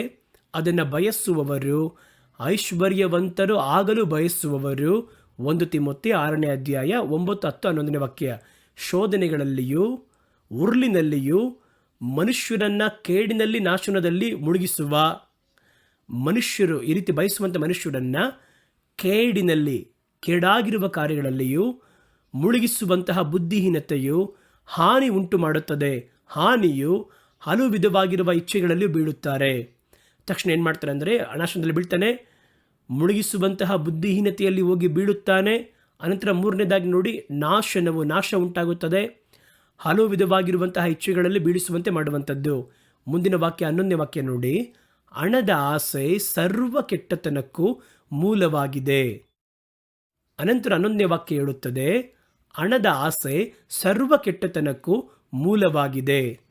ಕೆಲವರು ಅದನ್ನು ಇಚ್ಛಿಸಿ ನಂಬಿಕೆಯನ್ನು ಬಿಟ್ಟು ದಾರಿ ತಪ್ಪಿ ಅನೇಕ ವೇದನೆಗಳಿಂದ ತಮ್ಮನ್ನು ತಿವಿದುಕೊಳ್ಳುತ್ತಿದ್ದಾರೆ. ಇದು ವಿಶ್ವಾಸಿಗಳ ಬಗ್ಗೆ ಹೇಳ್ತಿರೋದು. ವಿಶ್ವಾಸಿಯಾಗಿ ಒಬ್ಬ ಬಂದಿದ್ದಾನೆ, ಆದರೆ ಅವನಿಗೆ ಹಣದ ಆಸೆ ಒಳಗೆ ಬಂದಿದೆ. ಈ ವಿಶ್ವಾಸಿಗಳ ಒಳಗೆ ಹಣದ ಆಸೆ, ಐಶ್ವರ್ಯದ ಬಯಕೆ, ಐಶ್ವರ್ಯವಂತರಾಗಲು ಬಯಸುವಂಥದ್ದು. ಇವರು ಯಾವ ಮೆಥಡ್ ಆರಿಸಿಕೊಳ್ಳುತ್ತಾರೆ ಅಂದರೆ, ವಾಕ್ಯ ಮೆಥಡನ್ನು ಹುಡುಕುತ್ತಾರೆ. ಅವರು ಯಾವ ರೀತಿ ಒಂದು ಕಲ್ಲನ್ನು ಅವರು ಆಯ್ಕೆ ಮಾಡುತ್ತಾರೋ, ಅವರು ಯಾವ ರೀತಿ ಒಂದು ಇರಿಡಿಯಮ್ಮನ್ನು ಆರಿಸಿಕೊಳ್ಳುತ್ತಾರೋ, ಅವರು ಯಾವ ರೀತಿ ಒಂದು ರಮ್ಮಿಯನ್ನು ಆರಿಸಿಕೊಳ್ಳುತ್ತಾರೋ, ಇವರು ಈ ರೀತಿಯಾಗಿ ಒಳಗೆ ನಮ್ಮನ್ನು ಶ್ರೀಮಂತರಾಗಿ ಮಾಡುವುದಕ್ಕೆ ಏನಾದರೂ ವಾಗ್ದಾನ ಇದೆಯಾ? ಶ್ರೀಮಂತರಾಗಿ ಮಾಡುವುದಕ್ಕೆ ಯಾರಾದರೂ ಉಪದೇಶವನ್ನು ಮಾಡಿದ್ದಾರಾ? ನಮ್ಮನ್ನು ಶ್ರೀಮಂತರಾಗಿ ಮಾಡುವುದಕ್ಕೆ ಏನಾದರೂ ಸಭೆ ಆಲೋಚನೆ ಹೇಳುತ್ತದಾ? ಯಾವ ಸೇವಕನು ನನ್ನನ್ನು ಐಶ್ವರ್ಯವಂತನಾಗಿ ಮಾರ್ಪಡುವುದಕ್ಕೆ ವಾಕ್ಯದಿಂದ ಆಲೋಚನೆ ಹೇಳುತ್ತಾರೆ ಎಂಬುದಾಗಿ ಹುಡುಕುತ್ತಾರೆ. ಹಾಗಾದರೆ ಸತ್ಯವೇದ ಹೇಳುತ್ತದೆ, ವಿಶ್ವಾಸಿಗಳು ಇಂಥ ಒಂದು ಆಸೆಗೆ ಸ್ಥಳ ಕೊಡುವುದಾದರೆ ಏನಾಗುತ್ತೆ? ಹಣದಾಸೆ ಸರ್ವ ಕೆಟ್ಟತನಕ್ಕೂ ಮೂಲವಾಗಿದೆ. ಹಣವಲ್ಲ, ಹಣದ ಆಸೆ ಬಂತು ಅಂದರೆ ಅವನು ಯಾವ ಕೆಡುಕನ್ನು ಮಾಡುವುದಕ್ಕೂ ದುಡುಕುವವನಾಗಿ ಮಾರ್ಪಡುತ್ತಾನೆ. ಕೆಲವರು ಅದನ್ನು ಇಷ್ಟಪಟ್ಟು ಅದನ್ನು ಬಂದು ಬಯಸಿ, ನಮಗೆ ಹಣ ಸಿಗಬೇಕು ಎಂಬುದಾಗಿ ಬಯಸಿ, ಯಾರ ಬಗ್ಗೆ ಹೇಳುತ್ತೆ ನೋಡಿ, ಇದು ಸಭೆಯಲ್ಲಿರುವ ವ್ಯಕ್ತಿ ಬಗ್ಗೆ ಹೇಳುತ್ತದೆ, ಕರ್ತನ ಜನವನ್ನು ಹೇಳುತ್ತದೆ. ವಿಶ್ವಾಸವನ್ನು ಬಿಟ್ಟು ದಾರಿ ತಪ್ಪಿ, ಮೊದಲು ವಿಶ್ವಾಸದಲ್ಲಿ ಇದ್ದಿದ್ದಾನೆ, ಅವನು ವಿಶ್ವಾಸಿ, ಆದರೆ ವಿಶ್ವಾಸವನ್ನು ಬಿಟ್ಟು ದೂರ ಹೋಗಿ ಅನೇಕ ವೇದನೆಗಳಿಂದ ತಮ್ಮನ್ನು ತಿವಿದುಕೊಳ್ಳುತ್ತಾ ಇದ್ದಾರೆ. ಆದ್ದರಿಂದ ಬಹಳ ಗಮನವಾಗಿರಬೇಕು. ನಾನು ಯಾಕೆ ಇದನ್ನು ಆಗಾಗ ನನ್ನ ಸಂದೇಶದಲ್ಲಿ ಮೆನ್ಷನ್ ಮಾಡುತ್ತೇನೆ ಅಂತ ಕೇಳಿದರೆ, ಇವತ್ತು ಪ್ರಬಲವಾಗಿ ಹಲವು ಸೇವೆಗಳು, ಹಲವರು ನಿಮ್ಮನ್ನು ಐಶ್ವರ್ಯವನ್ನು ಬಯಸುವಂತೆ ಮಾಡುವಂತಹ ಒಂದು ಮದ್ದು ಬರುವಂಥ ಉಪದೇಶವನ್ನು ಮಾಡುತ್ತಾರೆ. ಅದನ್ನು ನೋಡಿದ್ರೆ ನಿಮಗೆ ಚೆನ್ನಾಗಿರುವಂತೆ ಇರುತ್ತೆ. ಒಂದು ವೇಳೆ ನನ್ನ ಮೇಲೆ ಕೂಡ ನಿಮಗೆ ಸಿಟ್ಟು ಬರ್ಬೋದು. ಇವರು ಸಂಪಾದಿಸುವುದಿಲ್ಲ, ನಮ್ಮನ್ನು ಐಶ್ವರ್ಯವಂತರಾಗಿರಲು ಬಿಡುವುದಿಲ್ಲ, ಸುಮ್ಮನೆ ಮಾತಾಡ್ತಾನೆ ಇರ್ತಾರೆ ಎಂಬುದಾಗಿ ಹೇಳಿ. ಆದರೆ ನಿಮಗೆ ಹೊರ ತೋರುವಿಕೆಗೆ ಚೆನ್ನಾಗಿರುವಂತೆ ಕಾಣಿಸುತ್ತೆ. ನಿಮ್ಮ ಐಶ್ವರ್ಯವನ್ನು ಮಾತ್ರ ಬಯಸುವಂತೆ ಮಾಡುವುದಾದರೆ ಹೇಗಾದರೂ ಅದನ್ನು ಹೊಂದುವುದಕ್ಕೆ ಹುಡುಕಿರಿ. ಅದಕ್ಕಾಗಿ ಪ್ರಾರ್ಥನೆ ಮಾಡಿ, ಅದಕ್ಕಾಗಿ ಉಪವಾಸ ಮಾಡಿ, ಅದಕ್ಕೆ ಬೇಕಾಗಿರುವ ವಾಕ್ಯವನ್ನು ನೋಡಿ, ಅದಕ್ಕಾಗಿ ಕಾಣಿಕೆಗಳನ್ನು ಕೊಡಿರಿ. ನೀವು ಇಷ್ಟೊಂದು ಕಾಣಿಕೆ ಕೊಟ್ಟರೆ ದೇವರು ಅದನ್ನು ಹತ್ತಾಗಿ ಹಿಂದಿರುಗಿ ಕೊಡ್ತಾರೆ. ಒಂದು ದೊಡ್ಡ ಕಂಪನಿ ಇಟ್ಟುಕೊಂಡಿರೋರು ಆ ರೀತಿಯೇ ಮಾಡಿದರು. ಮೊದಲು 1 ಪಾಲು ಕೊಟ್ಟರು, 4 ಪಾಲು ಕೊಟ್ಟರು. ಇದೇನು ಬಡ್ಡಿ ವ್ಯಾಪಾರನ? ಸಭೆ ಎನ್ನುವಂಥದ್ದು ಕ್ರಿಸ್ತನಿಗೆ ತಕ್ಕ ಒಂದು ಬೆಳವಣಿಗೆ ಇರುವಂತಹ ವಿಶ್ವಾಸಿಗಳನ್ನು ಉಂಟು ಮಾಡುವಂಥದ್ದು. ಅದಕ್ಕೆ ಹೆಸರೇ ಸಭೆ. ನಾವು 10 ಶ್ರೀಮಂತರನ್ನು ರೂಪಿಸುವುದಕ್ಕೆ ಅದು ಸಭೆ ಅಲ್ಲ. ಅದೇ ಕಾರ್ಯವನ್ನೇ ತಾನೇ ಅವನು ಮಾಡ್ತಿದ್ದಾನೆ. ಆ ಒಂದು ಮಲ್ಟಿ ಲೆವೆಲ್ ಮಾರ್ಕೆಟಿಂಗ್ ಮಾಡ್ತಾರೆ ನೋಡಿ, ಆ ಒಂದು ಹಣವನ್ನು ಅವರು ರೊಟೇಟ್ ಮಾಡ್ತಾರೆ ನೋಡಿ. ಅವರು ಕೆಲವೊಂದು ಕ್ಯಾಂಪೇನೆಲ್ಲ ಮಾಡ್ತಾರೆ, ನೀವು ನೋಡಿರ್ಬೋದು. ಅದನ್ನು ಒಂದು ದೊಡ್ಡ ಸ್ಟಾರ್ ಹೋಟೆಲ್ ಹಿಡಿದುಕೊಳ್ಳುತ್ತಾರೆ. ಅಲ್ಲಿ ನಾವು ಬಂದು 500 ರೂಪಾಯಿ ಕಟ್ಟಬೇಕು, ಎಲ್ಲರನ್ನು ಬನ್ನಿ ಅಂತ ಕರೆದು ಒಂದು ಕನ್ವೆನ್ಷನ್ ಥರ ಮಾಡ್ತಾರೆ. ಅದರಲ್ಲಿ ಕೆಲವರು ಸಾಕ್ಷಿಯನ್ನು ಹೇಳ್ತಾರೆ, ನಾನು ಈ ಒಂದು ಸ್ಕೀಮ್ನಲ್ಲಿ ಸೇರಿದಾಗ ನನಗೆ ಇಂಥದ್ದೆಲ್ಲ ಸಿಕ್ತು ಎಂಬುದಾಗಿ ಒಂದು 4 ಮಂದಿ ಕೋಟು ಟೈಯಲ್ಲಿ ಹಾಕ್ಕೊಂಡು ಸಾಕ್ಷಿ ಹೇಳ್ತಾರೆ. ಅಲ್ಲಿ ಅವರು ಆ ರೀತಿಯೇ ಹೇಳಿ ನಮ್ಮ ಮನಸ್ಸನ್ನು ಆಕರ್ಷಿಸಿ ಐಶ್ವರ್ಯದ ಮೇಲೆ ಆಸಕ್ತಿ ಉಳ್ಳವರಾಗಿ ಮಾಡುತ್ತಾರೆ, ಅದನ್ನು ಬಯಸುವಂತೆ ಮಾಡುತ್ತಾರೆ. ಅದುವೇ ಇಲ್ಲಿಯೂ ನಡೆಯುವಂಥದ್ದಾಗಿದೆ. ಅದೇ ಥರ ನಡೀತಾ ಇದೆ. ಹಾಗಾದರೆ ಅವನು ನಾನು ನಿಮ್ಮನ್ನು ಐಶ್ವರ್ಯವಂತರಾಗಿ ಮಾಡುತ್ತೇನೆ ಅಂತ ಹೇಳ್ತಾನಲ್ವಾ, ಐಶ್ವರ್ಯವನ್ನು ಬಯಸಿ ಅಂತ ಹೇಳ್ತಾನಲ್ವಾ, ಅದೇ ಕಾರ್ಯವನ್ನೇ ಇಲ್ಲಿ ಬೇರೆ ವರ್ಷನ್ನಲ್ಲಿ ಸಭೆಯಲ್ಲಿ ಹೇಳುತ್ತಾರೆ. ಹಾಗಾದರೆ ಇಬ್ಬರು ನಿಮ್ಮನ್ನು ಐಶ್ವರ್ಯವಂತರಾಗಿ ಮಾಡುವುದಕ್ಕೆ ಪ್ರಯತ್ನ ಮಾಡ್ತಾರೆ ಬಿಟ್ಟರೆ ಕರ್ತನ ಜನವಾಗಿ ಮಾರ್ಪಡಿಸುವುದಕ್ಕೆ ಪ್ರಯತ್ನ ಮಾಡ್ತಿಲ್ಲ. ಕ್ರಿಸ್ತನ ಸಂಪೂರ್ಣ ಬೆಳವಣಿಗೆಯ ತಕ್ಕ ಬೆಳವಣಿಗೆಯನ್ನು ಹೊಂದಿಕೊಂಡು ಕ್ರಿಸ್ತನ ಸ್ವಾರೂಪ್ಯವನ್ನು ಧರಿಸುವಂತಹ ಒಂದು ಅನುಭವವನ್ನು ಕೊಡುವುದಕ್ಕೆ ಪ್ರಯತ್ನ ಮಾಡ್ತಿಲ್ಲ. ಅದೇ ಸತ್ಯ ಅಲ್ವಾ? ಹಾಗಾದರೆ ನೀವು ಐಶ್ವರ್ಯವಂತರಾದರೆ ಕ್ರಿಸ್ತನ ಸ್ವಾರೂಪ್ಯ ಬರುತ್ತಾ? ಯೋಚನೆ ಮಾಡಿ ನೋಡಿ. ಲೋಕದಲ್ಲಿರುವ ಶ್ರೀಮಂತರೆಲ್ಲ ಕ್ರೈಸ್ತ ಸ್ವರೂಪವನ್ನು ಧರಿಸಿರುವವರಾ? ಹಾಗಾದರೆ ಯಾಕೆ ನೀವು ಬಲವಂತ ಮಾಡುತ್ತೀರಾ? ಯಾಕೆ ಇದನ್ನು ನಂಬಲು ಹೇಳುತ್ತೀರಾ? ಹಾಗಾದರೆ ಹಣ ಬಂದರೆ ನೀವು ಪರಲೋಕಕ್ಕೆ ಹೊರಟೋಗ್ತೀರಾ? ಹಲವು ಹಣ ಬಂದರೆ ಲೋಕದಲ್ಲಿ ಎಲ್ಲಿ ಬೇಕಾದ್ರೂ ಹೋಗ್ಬೋದು. ಕೆಲವು ಕಡೆ ಸಾಧನೆ ಮಾಡೋಕ್ಕಾಗದಿರೋ ಸ್ಥಳದಲ್ಲಿ ಹಣ ಸಾಧನೆ ಮಾಡುತ್ತೆ. ಆದರೆ ಹಣ ಪರಲೋಕದ ಒಳಗೆ ಹೋಗುವುದಿಲ್ಲ. ಕನ್ನಡದಲ್ಲಿ ಒಂದು ಗಾದೆ ಮಾತು ಹೇಳ್ತಾರೆ, ಈಟಿ ಎಟ್ಟುವಷ್ಟು ಹೋಗುತ್ತದೆ, ಹಣ ಪಾತ್ರದವರೆಗೂ ಹೋಗುತ್ತದೆ. ಹಣ ಪಾತ್ರದ ಒಳಗೂ ಹೋಗುತ್ತದೆ, ಪರಲೋಕದ ಒಳಗೆ ಹೋಗಲ್ಲ. ಹಾಗಾದರೆ ಕರ್ತನ ಸತ್ಯವೇದ ಹೇಳುತ್ತದೆ, ಈ ಒಂದು ಆಸೆ, ಈ ಒಂದು ಇಚ್ಛೆ ಎನ್ನುವಂಥದ್ದು ಹೊರಗೆ ನೋಡಿದ್ರೆ ಕಾಣಿಸುವುದಿಲ್ಲ. ಹೊರಗೆ ಕಾಣಿಸದೇ ಇರಬೇಕು, ಆದರೆ ನಿಮ್ಮನ್ನು ಸಿಲುಕಿಸಬೇಕು. ಅದಕ್ಕೆ ಹೆಸರು ಬಲೆ. ಹೊರಗೆ ಕಾಣಿಸಿದರೆ ಅದಕ್ಕೆ ಹೆಸರು ಬಲೆ ಅಲ್ಲ. ಹಾಗಾದರೆ ಏನು ಮಾಡುತ್ತೆ ಅಂತ ಕೇಳೋದಾದರೆ, ಇದು ಕಣ್ಣಿಗೆ ಕಾಣುವುದಿಲ್ಲ, ಇದು ಒಳ್ಳೆಯದ ಕೆಟ್ಟದ ಅಂತ ಅರ್ಥ ಆಗಲ್ಲ. ಒಳ್ಳೆತನೇ ಹೇಳ್ತಾ ಇದ್ದಾರೆ. ನಾವು ಒಳ್ಳೆ ಶರ್ಟ್ ಹಾಕಿದ್ರೆ ಏನು, ನಮ್ಮನೇಲಿ 4 ಕಾರಿದ್ರೆ ಏನು, ಒಳ್ಳೆಯದೇ ಅಲ್ವಾ? ಅದಕ್ಕೆ ಸತ್ಯವೇದದಲ್ಲಿ ದಾರಿ ಇದೆಯಂತಲ್ಲ, ಇದನ್ನೇ ತಾನೇ ಹೇಳ್ತಾ ಇದ್ದಾರೆ ಎಂಬುದಾಗಿ ನೀವು ನಂಬುತ್ತೀರಾ? ನೀವು ಅದನ್ನು ಬಯಸಿ ಇಚ್ಛೆಗೆ ಒಳಗಾಗುವುದು ಬಿಡಿ, ಬಯಸಲು ಆರಂಭಿಸುವಾಗ 1 ತಿಮೋಥೆ 6:9 ಅಂತಾನೆ ಹೇಳುತ್ತದೆ, ಐಶ್ವರ್ಯವಂತರಾಗಲು ಬಯಸುವಾಗಲೇ ನೀವು ಬಲಿಯಲ್ಲಿ ಸಿಕ್ಕುತ್ತೀರಾ. ಹಾಗಾದರೆ ಇದನ್ನು ಅವರು ಹೊರ ಪ್ರಪಂಚದಲ್ಲಿ ಬೇರೆ ಥರ ಮಾಡ್ತಾರೆ. ಅದೇ ಕಾರ್ಯವನ್ನು ಸಭೆ ಒಳಗೆ ಮಾಡುತ್ತಾರೆ. ಸಭೆಗೆ ಉದ್ದೇಶ ಅದಲ್ಲ. ನಿಮ್ಮನ್ನು ಐಶ್ವರ್ಯವಂತರಾಗಿ ಮಾಡುವುದು ಉದ್ದೇಶವಲ್ಲ. ನಿಮ್ಮನ್ನು ದೇವರ ಪರಿಶುದ್ಧವಂತರಾಗಿ ಮಾಡುವಂಥದ್ದು, ದೇವರ್ಷರಾಗಿ ಮಾರ್ಪಡಿಸುವಂಥದ್ದು, ದೇವರ ಸ್ವಾರೂಪ್ಯವನ್ನು ಧರಿಸಿದವರಾಗಿ ಮಾರ್ಪಡಿಸುವಂಥದ್ದು, ನಿಮ್ಮನ್ನು ಯಾವ ದೋಷವಿಲ್ಲದೆ ಮಾರ್ಪಡಿಸುವಂಥದ್ದು, ಅದುವೇ ಸಭೆಯ ಒಂದು ಉದ್ದೇಶ ಎಂಬುದಾಗಿ ಕರ್ತನ ಸತ್ಯವೇದ ಹೇಳುವಂಥದ್ದಾಗಿದೆ. ಐಶ್ವರ್ಯದ ಮೋಹವು ಅದರ ಮುಂದಿನ ವಾಕ್ಯ 11ನೇ ವಾಕ್ಯದಲ್ಲಿ ಹೇಳುತ್ತಾರೆ, ಗಮನಿಸಿ. ನೀನಾದರೂ ದೇವರ ಮನುಷ್ಯನೇ, ಎಲ್ಲಿ? 1 ತಿಮೋಥೆಯ ಪುಸ್ತಕದಲ್ಲಿ 6ನೇ ಅಧ್ಯಾಯದ 11ನೇ ವಾಕ್ಯದಲ್ಲಿ, ನೀನಾದರೂ ದೇವರ ಮನುಷ್ಯನೇ, ಇವುಗಳನ್ನು ಬಿಟ್ಟು ಓಡಿ ನೀತಿಯನ್ನು, ದೈವ ಭಯವನ್ನು, ನಂಬಿಕೆಯನ್ನು, ಪ್ರೀತಿಯನ್ನು, ತಾಳ್ಮೆಯನ್ನು, ಶಾಂತಿಯ ಗುಣವನ್ನು ಹೊಂದುವ ಹಾಗೆ ಓಡು. ಹಾಗಾದರೆ ಅರ್ಥವೇನು? ಐಶ್ವರ್ಯವನ್ನು ಹೊಂದುವ ಹಾಗೆ ಓಡಬೇಡ. ಅದಕ್ಕೆ ಬದಲಾಗಿ ನೀನು ಹುಡುಕಬೇಕಾಗಿರುವುದು ದೈವ ಮನುಷ್ಯನು. ಹುಡುಕಬೇಕಾದದ್ದು ಏನೆಂದರೆ, ಯಾಕೆಂದರೆ ಇದನ್ನು ಹುಡುಕು ಅದನ್ನು ಹುಡುಕು ಎಂಬುದಾಗಿ ಹೇಳ, ಇವುಗಳನ್ನು ಬಿಟ್ಟು ಓಡು. ಆ ರೀತಿ ತಾನೇ ಬರೆಯಲ್ಪಟ್ಟಿದ್ದು. ತಪ್ಪಾಗಿ ಹೇಳ್ತಾ ಇದ್ದೀನಾ? ಇಲ್ಲ ಅಲ್ವಾ? ನೋಡಿ, ನೀನು ಅದನ್ನು ಹುಡುಕಿಕೊಪ್ಪ. ಅದೇ ಸಂದರ್ಭದಲ್ಲಿ ಸತ್ಯವನ್ನು ಹುಡುಕು, ನಿಜವನ್ನು ಹುಡುಕು, ನೀತಿಯನ್ನು ಹುಡುಕು. ಕರ್ತನು ಆ ರೀತಿ ಎರಡನ್ನ ಕಾಂಪ್ರಮೈಸ್ ಮಾಡೋಕ್ಕೆ ಹೇಳಿಲ್ಲ. ಇಲ್ಲಿ ಅವ್ರು ಏನು ಹೇಳ್ತಾ ಇದ್ದಾರೆ ಅಂದರೆ, ನೀನು ದೇವರ ಮನುಷ್ಯನಾಗಿದ್ದರೆ, ದೇವರ ಮನುಷ್ಯನೇ, ನೀನು ಇವುಗಳನ್ನು ಬಿಟ್ಟು ಓಡು. ಇವುಗಳನ್ನು ಬಿಟ್ಟು, ಆಸೆ ಪಡುವುದನ್ನು ಬಿಟ್ಟು, ನಿನಗೇನು ಬೇಕೋ ಅವರು ಕೊಡುತ್ತಾರೆ. ನೀನು ಒಳ್ಳೆಯ ಸೌಲಭ್ಯ ಇರಬೇಕು ಅಂತಿದ್ರೆ ಅವ್ರು ಕೊಡ್ತಾರೆ. ಕರ್ತನು ನಿನಗೆ ಏನು ಬೇಕೋ, ನಿನಗೇನು ಅವಶ್ಯವಿದೆಯೋ ಅದನ್ನು ದೇವರ ಹಸ್ತವು ಕೊಡುತ್ತದೆ. ನೀವು ಅದನ್ನು ಹುಡುಕಬೇಕು, ಬಯಸಬೇಕು, ಆಸೆ ಪಡಬೇಕು, ಆ ಕಾಲಕ್ಕಿಂತ ಮುಂಚಿತವಾಗಿ ಹೇಗಾದರೂ ಹೊಂದಿಕೊಳ್ಳಬೇಕು. ಆ ರೀತಿ ಬಯಸುವಾಗಲೇ ಬಲೆಯಲ್ಲಿ ಸಿಗಾಕೋತೀವಿ. ಅವ್ರು ಹೇಳ್ತಾರೆ, ಈ ಒಂದು ಆಸೆಯನ್ನು ಬಿಟ್ಟು ಓಡಿ, ಈ ಬಯಕೆಯನ್ನು ಬಿಟ್ಟು ಓಡಿ, ನೀತಿಯನ್ನು ನೀವು ಹುಡುಕಬೇಕಾಗಿರುವುದು ಏನು? ದೇವ ಮನುಷ್ಯನು ದೈವ ಭಕ್ತಿಯನ್ನು, ನಂಬಿಕೆಯನ್ನು, ಪ್ರೀತಿಯನ್ನು, ತಾಳ್ಮೆಯನ್ನು, ಶಾಂತಿ ಗುಣವನ್ನು ಹೊಂದುವ ಹಾಗೆ ಹುಡುಕಿರಿ. ಹಾಗಾದರೆ ಸತ್ಯವೇದ ಹೇಳುತ್ತದೆ, ಐಶ್ವರ್ಯದ ಮೋಹ, ದ್ರವ್ಯದ ಆಸೆ ನಮ್ಮ ನಿಜವಾಗಿರುವ ಕೊರತೆಗಳನ್ನು ಅದು ಗ್ರಹಿಸಲು ಬಿಡದೆ ಮಾಡುತ್ತದೆ.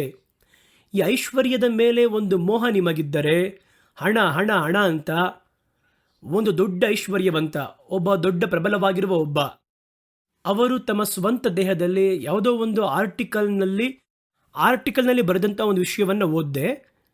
ಅವ್ರು ಹೇಳ್ತಾರೆ ಅಲ್ಲಿ, ನಾನು ಹಣದ ಮೇಲೆ ನನಗಿದ್ದಂತಹ ಒಂದು ಆಸೆ, ಹಣವನ್ನು ಹಾಗೆ ತೆಗಿಬೇಕಾದ್ರೆ ಒಂದು ವಾಸನೆ ಬರುತ್ತೆ ನೋಡಿ, ಆ ವಾಸನೆ ನನ್ನನ್ನು ಹಾಗೆ ಮೋಹಗೊಳಿಸಿ, ಆದ್ದರಿಂದ ನನ್ನ ಬೆಡ್ಡಲ್ಲಿ ಹತ್ತಿಯೆಲ್ಲ ತೆಗೆದು, ನನ್ನ ಬೆಡ್ಡಲ್ಲಿ ಹಾಸಿಗೆಯಲ್ಲಿ ಹಣವನ್ನು ಗಂಟು ಗಂಟಾಗಿ ಇಟ್ಟು ಅದನ್ನು ಒಲೆದು ಅದ್ರ ಮೇಲೆ ಮಲಗ್ತಾ ಇದ್ದೀನಿ. ಹಣವನ್ನು ಗಂಟು ಗಂಟಾಗಿ ಇಟ್ಟು ಮೇಲೆ ಮಲಗಿ ನೋಡಿ ನಿದ್ದೆ ಬರುತ್ತೆ ನೋಡೋಣ. ಹತ್ತಿ ಇದ್ರೆ ನಿದ್ದೆ ಬರೋದು, ಅದರ ಮೇಲೆ ಮಲಗಿ ಹಾಗೆ ಕೈ ಕಾಲನ್ನು ಒದ್ದಾಡಿ ಮಲಗಬೇಕು ನಾನು. ಕೋಟಿಗಟ್ಟಲೆ ನನಗೆ ಹಣ ಬರುತ್ತೆ. ಆ ಹಣವನ್ನು ಆ ಸ್ಥಳ ಪೂರ್ತಿಯಾಗಿ ಹರಡಿಸಿ ರಾತ್ರಿಯಲ್ಲಿ ಅದ್ರ ಮೇಲೆ ಮಲಗಿರ್ತೀನಿ. ಆ ರೀತಿಯಾಗಿ ನೋಡಿ, ಇದು ಯಾವ ರೀತಿ ಇದೆ? ಆ ಹಣದ ಮೇಲಿರುವಂತಹ ಮೋಹ. ಆ ಹಣವನ್ನು ಉಪಯೋಗಿಸುತ್ತಾನೋ ಉಪಯೋಗಿಸೋದಿಲ್ವೋ ಗೊತ್ತಿಲ್ಲ. ಒಬ್ಬನು ಎಷ್ಟು ಉಪಯೋಗ ಮಾಡೋಕ್ಕೆ ಸಾಧ್ಯ? ಬಾಕಿ ಇರುವುದನ್ನೆಲ್ಲ ಹಾಗೆ ಎತ್ತಿಟ್ಟಿರ್ತಾರೆ, ಹಾಗೆ ಅದನ್ನು ಒಳಗಿಟ್ಟಿರ್ತಾರೆ. ಅದರ ಮೇಲೆ ನಿದ್ದೆ ಮಾಡೋದು ಒಂದು ಮೋಹ.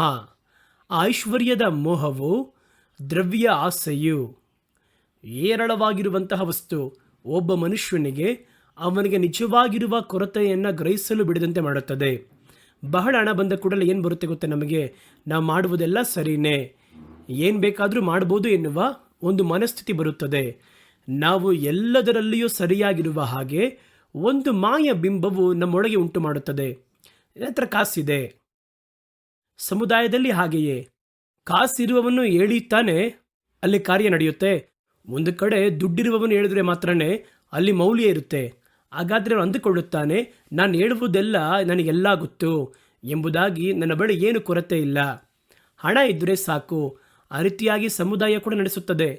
ಹಣವನ್ನು ಹೊಂದಿರುವವನು ಎನಿಸುತ್ತಾನೆ ನಾವು ಎಲ್ಲದರಲ್ಲಿಯೂ ಸರಿಯಾಗೇ ಇದ್ದೇವೆ ಎಂಬುದಾಗಿ ಒಂದು ಮಾಯ ಬಿಂಬವನ್ನು ಉಂಟು ಮಾಡುತ್ತದೆ. ಇದು ಅಪಾಯ. ಪ್ರಕಟಣೆಯ ಪ್ರವಾದನೆ ಗ್ರಂಥ 3ನೇ ಅಧ್ಯಾಯ 17ನೇ ವಾಕ್ಯದಲ್ಲಿ ಒಂದು ಸಭೆ ಈ ರೀತಿ ಇದ್ದಿದೆ.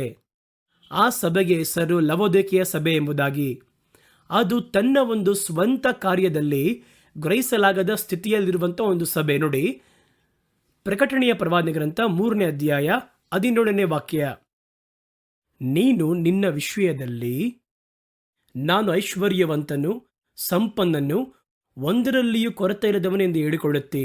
ಆದರೆ ನೀನು ಕೇವಲ ದುರವಸ್ಥೆಯಲ್ಲಿ ಬಿದ್ದಿರುವಂಥವನು, ದೌರ್ಭಾಗ್ಯನು, ದರಿದ್ರನು, ಕುರುಡನು, ಬಟ್ಟೆ ಇಲ್ಲದವನು ಆಗಿರುವುದನ್ನು ತಿಳಿಯದೇ ಇದ್ದಿ.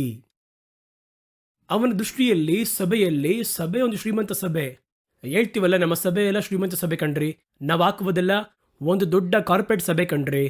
ಸಭೆಯಲ್ಲಿ ಬಂದು ಹೋಗುವವರು ಸುಮ್ಮನೆ ಒಳಗೆ ಬಂದು ನೋಡಿ, ಏರ್ಪೋರ್ಟ್ ಒಳಗೆ ಹೋಗಿದಂತೆ ಇರುತ್ತದೆ, ಒಂದು ದೊಡ್ಡ IT ಕಂಪನಿಯಲ್ಲಿ ಹೋದಂತೆ ಇರುತ್ತದೆ, ಒಂದು ದೊಡ್ಡ ಶಾಪಿಂಗ್ ಮಾಲ್ ಒಳಗೆ, ಒಂದು ಕಾಫಿ ಶಾಪ್ ಒಳಗೆ ಹೋಗುವಂತೆ ಇರುತ್ತದೆ. ಸಭೆಯಲ್ಲಿ ಎಲ್ಲಿ ಮುಟ್ಟಿದ್ರೂ AC, ಹಾಗೆ ಅಷ್ಟು ಚೆನ್ನಾಗಿರುತ್ತೆ. ಆ ರೀತಿ ಕೆಲವರು ಹೇಳ್ತೀವಲ್ವಾ, ಐಶ್ವರ್ಯ. ನಮ್ಮ ಸಭೆಯಲ್ಲಿರುವವರೆಲ್ಲ ದೊಡ್ಡ ದೊಡ್ಡ ಭಿಕ್ಷಾಟ್ಗಳು, ಎಲ್ಲ ದೊಡ್ಡ ದೊಡ್ಡ ವ್ಯಕ್ತಿಗಳು. ಹಾಗಾದರೆ ನಮ್ಮ ಸಭೆ ಒಂದು ಐಶ್ವರ್ಯವಾಗಿರುವಂಥ ಒಂದು ಸಭೆ ಎಂಬುದಾಗಿ ಹೇಳ್ತೀವಿ. ಅದು ನಿಜವೇ. ಆದರೆ ಲೋಕದ ದೃಷ್ಟಿಯಲ್ಲಿ ಅವರು ಐಶ್ವರ್ಯ ಸಂಪನ್ನರು. ಸುಮ್ಮನೆ ಹೇಳ್ತಾರೆ ಅವರೇನು ಹೇಳ್ತಾರೆ, ನಾವು ಐಶ್ವರ್ಯ ಉಳ್ಳವನೆಂದು, ದ್ರವ್ಯ ಸಂಪನ್ನನು ಎಂದು. ಈ ಲೋಕದ ಪ್ರಕಾರವಾಗಿ ಬಹಳ ಕಾರು, ಈ ಚರ್ಚ್ ಆರಾಧನೆ ನಡಿಬೇಕಾದ್ರೆ ಹೊರಗೆ ನೋಡಿದ್ರೆ 100 ಗಟ್ಟಲೆ ಕಾರ್ ಬಂದು ನಿಲ್ಲುತ್ತದೆ. ಸಭೆ ಎಷ್ಟು ದೊಡ್ಡದಾಗಿರುತ್ತೆ, ಅಷ್ಟು ದೊಡ್ಡ ಲ್ಯಾಂಡ್ ಹಾಕಿ ಕಾರ್ ನಿಲ್ಲಿಸಿದ್ದೇವೆ, ನಾವು ಐಶ್ವರ್ಯವಂತರು. ಐಶ್ವರ್ಯವಂತರಾಗಿದ್ದೇವೆ, ನಮಗೆ ಒಂದು ಕೊರತೆ ಇಲ್ಲ ಎಂಬುದಾಗಿ ನೀವು ಹೇಳ್ತೀರಾ. ಅದರ ನಿಜ ಸ್ಥಿತಿ ಏನು ಗೊತ್ತಾ? ದೇವರು ಹೇಳುತ್ತಾರೆ, ನೀನು ನಿರ್ಭಾಗ್ಯನು, ಪರಿತಪಿಸುವವನು ಆಗಿದ್ದಿ, ದರಿದ್ರನಾಗಿದ್ದಿ, ಕುರುಡನಾಗಿದ್ದಿ, ತೆಲೆಯಾಗಿದ್ದಿ ಎನ್ನುವುದನ್ನು ತಿಳಿಯದೇ ಇದ್ದಿ. ನಾನು ಐಶ್ವರ್ಯವಂತನು, ದೊಡ್ಡ ಶ್ರೀಮಂತನು, ಆ ರೀತಿ ಅವನು ಹೇಳ್ಬೋದು. ಆದರೆ ಇವನು ಹೇಳುವಂಥದ್ದು, ಅವರು ಹೇಳುವಂಥದ್ದು ವ್ಯತ್ಯಾಸವಾಗಿದೆ. ಹಾಗಾದರೆ ಇಲ್ಲಿ ಏನು ನಡೆಯುತ್ತದೆ? ಯಾರು ಹೇಳುವುದು ಸತ್ಯ? ಹಾಗಾದರೆ ದೇವರು ಹೇಳುವುದು, ಮೇಲೆ ಹೇಳುವಂತಹ ಕಾರ್ಯಗಳು ಅವನ ಆತ್ಮಿಕ ಸ್ಥಿತಿ, ಕೆಳಗೆ ಅವನು ಅಂದುಕೊಳ್ಳುವಂಥದ್ದು ಅವನ ಪ್ರೆಸೆಂಟ್ ಪರಿಸ್ಥಿತಿ, ಮಾಂಸಿಕವಾಗಿರುವ ಲೋಕದ ಕುರಿತಾಗಿರುವ ಸ್ಥಿತಿ. ಅದನ್ನೇ ಹೇಳ್ತಾರೆ ನೋಡಿ, ದೇವರು ಆತ್ಮೀಯ ಕಣ್ಣೋಟದಲ್ಲಿ ನೋಡ್ತಾರೆ, ಇವನು ಪರಿತಪಿಸಲ್ಪಡುವವನು, ಸತ್ರೆ ಮುಗಿತಷ್ಟೇ ಅವನ ಕತೆ. ಪರಿತಪಿಸಲ್ಪಡುವವನು, ನಿರ್ಭಾಗ್ಯನು, ದರಿದ್ರನು. ಹಾಗಾದರೆ ಇವನೇನು ಹೇಳ್ತಾನೆ, ನಾನು ಐಶ್ವರ್ಯವಂತನು. ಅದು ನಿಜವೇ ಲೋಕದಲ್ಲಿ. ಆದರೆ ದೇವರ ದೃಷ್ಟಿಯಲ್ಲಿ ನಿಮ್ಮ ಕೈಯಲ್ಲಿರುವಂತಹ ಎಷ್ಟು ಕಾರ್ ಇಟ್ಕೊಂಡಿದ್ದೀರಾ, ಬ್ಯಾಂಕ್ ಬ್ಯಾಲೆನ್ಸ್ ಎಷ್ಟು ಇಟ್ಕೊಂಡಿದ್ದೀರಾ, ನಿಮಗೆ ಎಷ್ಟು ಮನೆ ಇದೆ, ಎಷ್ಟು ಲ್ಯಾಂಡ್ ಇದೆ, ಅದು ಮುಖ್ಯ ಅಲ್ಲ. ನಿನ್ನ ಆತ್ಮದಲ್ಲಿ ಹೇಗಿದೆಯಾ ಅದೇ ಮುಖ್ಯ. ಹಾಗಾದರೆ ಒಂದೇ ಸಭೆ, ದೇವರು ಆ ಸಭೆಯನ್ನು ಯಾವ ರೀತಿ ನೋಡ್ತಾರೆ ಅಂದರೆ ನಿರ್ಭಾಗ್ಯವಾದದ್ದು, ಅನಂತರ ಏನು, ಪರಿತಪಿಸಲ್ಪಡುವಂಥದ್ದು, ದರಿದ್ರವು, ಕಣ್ಣು ತೆರೆಯದಿರುವಂಥ ಕುರುಡನ್ನು, ಬೆತ್ತಲೆ ಉಳ್ಳವನು, ಈ ರೀತಿಯಾಗಿದೆ ದೇವರ ದೃಷ್ಟಿಯಲ್ಲಿ ಕಾಣಿಸುವಂಥದ್ದು. ಆದರೆ ಸಂಬಂಧಪಟ್ಟವನ ದೃಷ್ಟಿಯಲ್ಲಿ ತಾನು ಐಶ್ವರ್ಯವಂತನಂತೆ ಕಾಣುತ್ತದೆ, ದ್ರವ್ಯ ಸಂಪನ್ನನುಳ್ಳವನಾಗಿ ಕಾಣುತ್ತದೆ, ಒಂದು ಕೊರತೆ ಇಲ್ಲದವನಾಗಿ ಕಾಣುತ್ತದೆ. ಅವನು ನೋಡುವಂತಹ ಕೊರತೆ ಎಲ್ಲ ಲೋಕರೀತಿಯಾಗಿರುವ ಸ್ಥಿತಿ. ನೋಡಿದ್ರೆ ವಾಕ್ಯ ಹೇಳುತ್ತದೆ, ಇದನ್ನು ಹುಡುಕುತ್ತೇವ ನಾವು.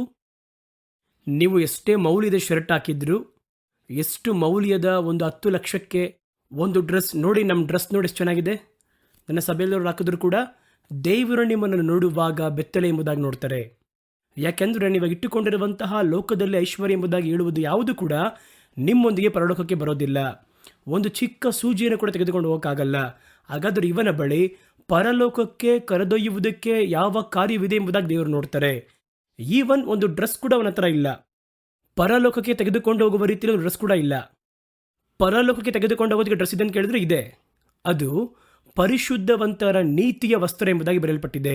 ಹಾಗಾಗಿ ನಿಮ್ಮ ದೃಷ್ಟಿ ಬೇರೆ, ಅವರ ದೃಷ್ಟಿ ಬೇರೆ. ದೇವರು ನಿಮ್ಮನ್ನು ಐಶ್ವರ್ಯವಂತರಾಗಿ ಮಾಡುತ್ತೇನೆ ಎಂಬುದಾಗಿ ಹೇಳಿದರೆ ಅವರ ದೃಷ್ಟಿ ಬೇರೆ, ನೀವು ಅದರ ಕುರಿತು ಅರ್ಥ ಮಾಡಿಕೊಳ್ಳುವುದು ಬೇರೆ. ನಮಗೆ ಐಶ್ವರ್ಯವಂತರಾಗಿ ಮಾಡ್ತಾರೆ, ನಿಮ್ಮ ಕೊರತೆಗಳನ್ನು ನನ್ನ ಮಹಿಮೆಯಿಂದ ನಾನು ತುಂಬಿಸುತ್ತೇನೆ ಎಂಬುದಾಗಿ ದೇವರು ಹೇಳಿದರೆ ತಕ್ಷಣ ಮನಸ್ಸು ನಮಗೆ ಎಲ್ಲೋಗುತ್ತೆ ಅಂದರೆ ಕಾರು, ಬಂಗ್ಲಾ, ಸೌಲಭ್ಯ, ಲ್ಯಾಂಡು, ಆಸ್ತಿ, ಅನಂತರ ಬ್ಯಾಂಕಲ್ಲಿ ಬ್ಯಾಲೆನ್ಸ್, ಆ ರೀತಿ ಹೋಗುತ್ತೆ. ದೇವರು ಆ ಕೊರತೆ ಬಗ್ಗೆ ಹೇಳ್ತಿಲ್ಲ. ನಿಮ್ಮ ಆತ್ಮಿಕ ಜೀವನದಲ್ಲಿ ದೇವರು ಅದನ್ನು ಹೇಳಿದರೆ, ಇವನು ಇಷ್ಟೊಂದು ಐಶ್ವರ್ಯವಂತನು, ದ್ರವ್ಯ ಸಂಪನ್ನನ್ನು, ಹೌದು ಐಶ್ವರ್ಯವಂತನು ತಾನೇ ಹೇಳಬೇಕಾಗಿತ್ತು. ಅವನ ಡ್ರೆಸ್ ಇಲ್ಲ ಎಂಬುದಾಗಿ ಹೇಳ್ತಾರಲ್ವಾ. ನೋಡಬೇಕಾದ್ರೆ ಬೆತ್ತಲೆಯಾಗಿದೆಯಲ್ಲ ಎಂಬುದಾಗಿ. ಯಾಕೆ ದೇವರೇ ನನ್ನ ಒಂದು ವಸ್ತ್ರ ಅದನ್ನು ನನ್ನ ಕಡೆ ಕಾಣಿಸ್ತಾ ಇಲ್ಲ, ಯಾಕೆಂದರೆ ಅದು ಪರಲೋಕಕ್ಕೆ ಬರಲ್ಲ, ಆ ರೀತಿ ಹೇಳ್ತಾರಲ್ವಾ. ಹಾಗಾದರೆ ಈ ಒಂದು ಮೋಹದಲ್ಲಿ ನಮ್ಮನ್ನು ಸಿಲುಕುವಂತೆ ಮಾಡುವಂಥದ್ದು ಸೈತಾನನ ಬಲೆಗಳಲ್ಲಿ ಒಂದು. ಕಡೆಯ ದಿನಗಳಲ್ಲಿ ಈ ಬೊಕ್ಕಸಗಳನ್ನು ಕೂಡಿಡ್ತಾರೆ ನೋಡಿ, ಅದರ ಕುರಿತು ಸತ್ಯವಾದ ಹೇಳುತ್ತದೆ. ಹಲವು ಸಂದೇಶಗಳಲ್ಲಿ ನಾನು ನಿಮಗೆ ಅದರ ಬಗ್ಗೆ ಆಗಾಗ ಹೇಳಿದ್ದೇನೆ. ಕಾರಣ ಏನೆಂದರೆ, ಈ ಕಡೆಯ ದಿನಗಳಲ್ಲಿ ದೇವರ ಮಕ್ಕಳನ್ನು ಅನೀತಿವಂತರಾಗಿ ಮಾಡುವಂಥದ್ದು, ಮಾಯಾಗಿರುವಂತಹ ಕಾರ್ಯಗಳನ್ನು ಹುಡುಕಿ ಓಡುವಂತೆ ಮಾಡುವಂಥದ್ದು, ಈ ರೀತಿಯಾಗಿರುವ ಉಪದೇಶಗಳು ಇವತ್ತು ಕಾಡ್ಗಿಚ್ಚಿನ ಹಾಗೆ ಹಬ್ಬುತ್ತಾ ಬರುತ್ತಾ ಇದೆ. ನೀವು ಆದ್ದರಿಂದ ಗಮನವಾಗಿರಬೇಕು. ಸತ್ಯವಾದ ಹೇಳುತ್ತದೆ ಯಾಕೋಬನ ಪುಸ್ತಕ 5ನೇ ಅಧ್ಯಾಯ 1, 2, 3ರಲ್ಲಿ ಈ ವಾಕ್ಯಗಳಲ್ಲಿ, ಧನಿಕರೇ ಕೇಳಿರಿ. ಅವ್ರು ಹೇಳ್ತಾರೆ, ಧನಿಕರೇ ಕೇಳಿರಿ, ನಿಮಗೆ ಬರುವ ದುರ್ದರ್ಶಿಗಳಿಗಾಗಿ ಕಣ್ಣಿಡಿರಿ, ಗೋಳಾಡಿರಿ. ನಿಮ್ಮ ಮೇಲೆ ಒಂದು ದೊಡ್ಡ ನಿರ್ಬಂಧ ಬರ್ತಾ ಇದೆ.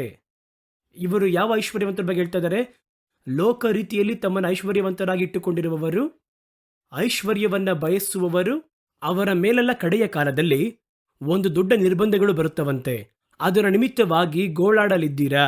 ನಿಮ್ಮ ಐಶ್ವರ್ಯ ನಾಶವಾಗಿ ನಿಮ್ಮ ಬಟ್ಟೆಗಳು ನುಸಿ ಹಿಡಿದಿದೆ.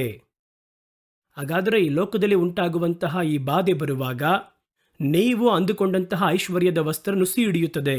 ದೇವರಿಡುವಂಥ ವಸ್ತ್ರ ಏನು ನೋಡಿ, ಅದು ಯಾವ ಪರಿಸ್ಥಿತಿಯಲ್ಲಿಯೂ ಅದು ನಾಶವಾಗುವುದಿಲ್ಲ. ನಿಮ್ಮ ಐಶ್ವರ್ಯ ನಾಶವಾಗಿ ನಿಮ್ಮ ಬಟ್ಟೆಗಳಿಗೆ ನುಸಿ ಹಿಡಿದಿದೆ. ನಿಮ್ಮ ಚಿನ್ನ ಬೆಳ್ಳಿಗಳು ಮಣ್ಣು ಹಿಡಿದವೆ. ಆ ಮಣ್ಣೆ ನಿಮಗೆ ಸಾಕ್ಷಿಯಾಗಿದ್ದು ಬೆಂಕಿಯಂತೆ ನಿಮ್ಮ ಮಾಂಸವನ್ನು ನುಂಗಿಬಿಡುವುದು. ಅಂತ್ಯ ದಿವಸಗಳು ಬಂದರೂ ದ್ರವ್ಯವನ್ನು ಕೂಡಿಸಿಟ್ಟುಕೊಂಡಿದ್ದೀರಿ. ಯಾರ ಬಗ್ಗೆ ಹೇಳ್ತಾ ಇದ್ದಾರೆ? ಕಡೆಯ ದಿನಗಳಲ್ಲಿ ಆ ಬೊಕ್ಕಸಗಳನ್ನು ಬಯಸಿ, ಅದಕ್ಕಾಗಿ ಫಾಸ್ಟಿಂಗ್ ಮಾಡಿ, ಅದಕ್ಕಾಗಿ ಪ್ರಾರ್ಥನೆ ಮಾಡಿ, ಅದಕ್ಕಾಗಿ ಓಡಿ, ಅದಕ್ಕಾಗಿ ವಾಕ್ಯಗಳನ್ನು ಹುಡುಕಿ, ಕಡೆಯ ದಿನಗಳಲ್ಲಿ ಈ ಒಂದು ರೀತಿಯಲ್ಲಿ ಹಣವನ್ನು ಹುಡುಕಿದರು. ಅಥವಾ ಹೊರಗೆ ಹೇಳುವ ರೀತಿಯಲ್ಲಿ ಅದೃಷ್ಟ ಕಲ್ಲು, ಉಂಗುರ ಕಲ್ಲು ಅಥವಾ ಮಲ್ಟಿಲೆವೆಲ್ ಮಾರ್ಕೆಟಿಂಗ್ ಇಂತಹ ಕಾರ್ಯಗಳಿಂದ ಶ್ರೀಮಂತರಾದರು. ಕಡೆಯ ಕಾಲದಲ್ಲಿ ನೀವು ಐಶ್ವರ್ಯವನ್ನು ಸೇರಿಸಿದ್ರಲ್ಲ, ನಿಮಗೇನಾಗುತ್ತೆ ನೋಡಿ, ಅಂತ್ಯ ದಿವಸಗಳು ಬಂದರೂ ದ್ರವ್ಯವನ್ನು ಕೂಡಿಸಿದ್ರಲ್ಲ. ಹಾಗಾದರೆ ಬೊಕ್ಕಸಗಳು ಕೂಡಿಸಿದ ಅಂತ್ಯ ದಿವಸಗಳಲ್ಲಿ ಇಷ್ಟು ಭಯಂಕರತೆ ಬರುತ್ತೆ ಅಂತ ಹೇಳಬೇಕಾದ್ರೆ, ದೇವರು ಕಡೆಯ ಕಾಲದಲ್ಲಿ ಬದುಕುವ ನಿಮ್ಮನ್ನು ಐಶ್ವರ್ಯವಂತರಾಗಲು ಬಯಸಿರಿ ಅಂತ ಹೇಳ್ತಾರಾ? ನಾನೇ ಹೇಳಿದ್ರು ಕೂಡ ದೇವರು ಹೇಳುತ್ತಾನೆ ಸತ್ಯ. ಒಬ್ಬ ಸೇವಕನು ಹೇಳ್ಬೋದು, ಕೋಟ್ ಸುಟ್ಟಾಕೊಂಡು ಮಾತಾಡ್ಬೋದು, ದೇವರು ಹೇಳುತ್ತಾನೆ ನಿಜ. ಹಾಗಾದರೆ ಬಹಳ ಗಮನವಾಗಿ ನೀವಿರಬೇಕು. ಒಂದು ವೇಳೆ ನಾವು ಐಶ್ವರ್ಯವಂತರಾಗಿದ್ದರೂ ಆ ಐಶ್ವರ್ಯದ ಮೇಲೆ ನಂಬಿಕೆಯನ್ನು ಇಡಬಾರದು. ಅದಕ್ಕಾಗಿ ನಮ್ಮ ಬಳಿ ಪ್ರಾಕೃತಿಕವಾಗಿ ಸ್ವಲ್ಪ ಹಣ ಇದೆ ಅಂತ ಹೇಳಿದ್ರೆ ಅದರ ಮೇಲೆ ನಂಬಿಕೆ ಇಡಬೇಡಿ. ನಿಮ್ಮ ನಂಬಿಕೆ ದೇವರ ಮೇಲೆ ಇರಲಿ. ಅದನ್ನೇ ಸತ್ಯವೇದ ಹೇಳುವಂಥದ್ದಾಗಿದೆ. ಅನಂತರ ಸತ್ಯವೇದ ಹೇಳುವ ಐಶ್ವರ್ಯ ಎನ್ನುವುದು ವ್ಯತ್ಯಾಸವಾದದ್ದು. ಇದನ್ನು ನಾವು ಸ್ಪಷ್ಟವಾಗಿ ಪ್ರಕಟಣೆ ಪುಸ್ತಕದಲ್ಲಿ ಓದಿದ್ದೇವೆ. ಮನುಷ್ಯರು ನೀವು ಅಂದುಕೊಳ್ಳುವ ಐಶ್ವರ್ಯವೆನ್ನುವುದು ವ್ಯತ್ಯಾಸವಾದದ್ದು. ಎರಡನೇದಾಗಿರುವ ಬಲೆ, ಎರಡನೇ ದೊಡ್ಡ ಬಲೆ ಏನಂದರೆ ಕಾಲವನ್ನು ವ್ಯರ್ಥ ಮಾಡುವಂಥದ್ದು. ಕಡೆಯ ದಿನಗಳಲ್ಲಿ ಇವತ್ತಿರುವಂತಹ ದೊಡ್ಡ ಸಮಸ್ಯೆ, ಮನುಷ್ಯರಿಗಿರುವಂಥ ದೊಡ್ಡ ಸಮಸ್ಯೆ ಟೈಮೇ ಇರೋದಿಲ್ಲ. ಅದನ್ನು ದೇವರಿಗೆ ಸಂಬಂಧಪಟ್ಟ ಕಾರ್ಯದಲ್ಲಿ ಖರ್ಚು ಮಾಡ್ತಾರೆ ಅಂತ ನೋಡಿದ್ರೆ ಇಲ್ಲ, ವ್ಯರ್ಥವಾದ ಕಾರ್ಯಗಳು, ಮನೋರಂಜನೆಯಲ್ಲಿ, ಇವುಗಳಲ್ಲಿ ಖರ್ಚು ಮಾಡುವ ರೀತಿಯಲ್ಲಿ ಈ ಕಡೆಯ ದಿನಗಳಲ್ಲಿ ಜನಗಳನ್ನು ಕಾಲ ವ್ಯರ್ಥ ಮಾಡುವ ಹಾಗೆ ಮಾಡುವಂಥದ್ದು. ಅದು ಒಂದು ಬಲೆ. ಈ ಕಾಲದ ಕಡೆಯ ಕಾಲದ ಪ್ರಧಾನ ಸಂದೇಶವೇ, ಕಡೆಯ ಕಾಲದಲ್ಲಿ ದೇವರು ಹೇಳುವಂಥದ್ದು ಇನ್ನೂ ಕಾಲ ತಾಮಸವಾಗದು. ಇನ್ನೂ ಕಾಲ ತಾಮಸವಾಗದು ಅಂದರೆ ಸಿಂಪಲಾಗಿ ಹೆಂಗೆ ಹೇಳೋದನ್ನು, ಇನ್ನೂ ಸಮಯವಿಲ್ಲ, ಟೈಮ್ ಇಲ್ಲ, ಇರುವುದು ಸ್ವಲ್ಪ ಸಮಯವೇ ಎನ್ನುವುದೇ ಇದರ ಒಂದು ಅರ್ಥವಾಗಿದೆ. ಹಾಗಾಗಿ ಈ ಸ್ವಲ್ಪ ಕಾಲವನ್ನು ನಿಮ್ಮ ಕೈಯಿಂದ ಅಪಹರಿಸಿ ಆ ಕಾಲವನ್ನು ಆಕ್ರಮಿಸಿಕೊಳ್ಳುವಂಥದ್ದೇ ಸೈತಾನನ ದೊಡ್ಡ ತಂತ್ರವಾಗಿದೆ. ಪ್ರಕಟಣೆಯ ಪುಸ್ತಕ 10ನೇ ಅಧ್ಯಾಯದ 1ರಿಂದ 7ರವರೆಗಿರುವಂಥ ವಾಕ್ಯದಲ್ಲಿ ನೀವು ಓದಿ ನೋಡಿದ್ರೆ, ಇನ್ನು ಕಾಲ ತಾಮಸವಾಗುವುದೆನ್ನುವಂತಹ ಪದದಲ್ಲಿಯೇ ಆ ಒಂದು ಭಾಗ ಆರಂಭವಾಗುತ್ತದೆ. ಒಬ್ಬ ದೊಡ್ಡ ದೂತನು ಇಳಿದು ಬಂದು ಭೂಮಿಗೆ ಒಂದು ಸಂದೇಶವನ್ನು ಹೇಳುತ್ತಾನೆ. ಆ ಸಂದೇಶ ಒಂದೇ ಮಾತೆ, ಇನ್ನು ಕಾಲ ತಾಮಸವಾಗದು, ಅದುವೇ ಆ ಭಾಗ ಹೇಳುತ್ತದೆ. ಹಾಗಾದರೆ ಆ ಸಂದೇಶದಲ್ಲಿ ಏನೋ ಒಂದು ದೊಡ್ಡ ಮುಖ್ಯವಾದ ಅರ್ಥ ಕಾರ್ಯಗಳಿರಬೇಕು. ಆದ್ದರಿಂದ ಅದನ್ನು ಹೇಳುವುದಕ್ಕೋಸ್ಕರವಾಗಿ ಒಬ್ಬ ದೂತನೇ ಇಳಿದು ಬಂದನು. ಒಬ್ಬ ದೇವದೂತನ ಬಳಿ ದೇವರು ಹೇಳಿದನು ಹೇಳ್ಬಿಟ್ಟು ಬಾ ಎಂಬುದಾಗಿ ಪರ್ಪಸ್ ಆಗಿ ಕಳುಹಿಸಿದ್ದಾರೆಂದರೆ ಅದು ನಿಶ್ಚಯವಾಗಿ ಒಂದು ಬಹು ಮುಖ್ಯವಾಗಿರುವ ಸಂದೇಶವಾಗಿರುತ್ತೆ. ಕಾಲ ಸಮೀಪವಾಗಿರುವ ಈ ಕಾಲಘಟ್ಟದಲ್ಲಿ ನಾವು ಮಾಡಬೇಕಾಗಿರುವ ಪ್ರಧಾನವಾದ ಕೆಲಸ, ಇನ್ನು ಮುಂದೆ ಬರುವ ಕಾರ್ಯಗಳ ಕುರಿತಾಗಿರುವ ಕರ್ತನ ಕಾರ್ಯಗಳನ್ನು ಗಮನಿಸಲು ಅದರ ಪ್ರಕಾರ ನೆರವೇರಿಸುವುದಕ್ಕೆ ಪ್ರಯಾಸ ಪಡಬೇಕು. ಅದನ್ನು ಬಿಟ್ಟು ಬೇಡದಿರುವ ಕಾರ್ಯಗಳಲ್ಲಿ ಸಮಯವನ್ನು ಕಳೆಯುವ ಹಾಗೆ ಸೈತಾನನು ಇವತ್ತು ಬಹಳ ಬಲೆಗಳನ್ನಿಟ್ಟಿದ್ದಾನೆ.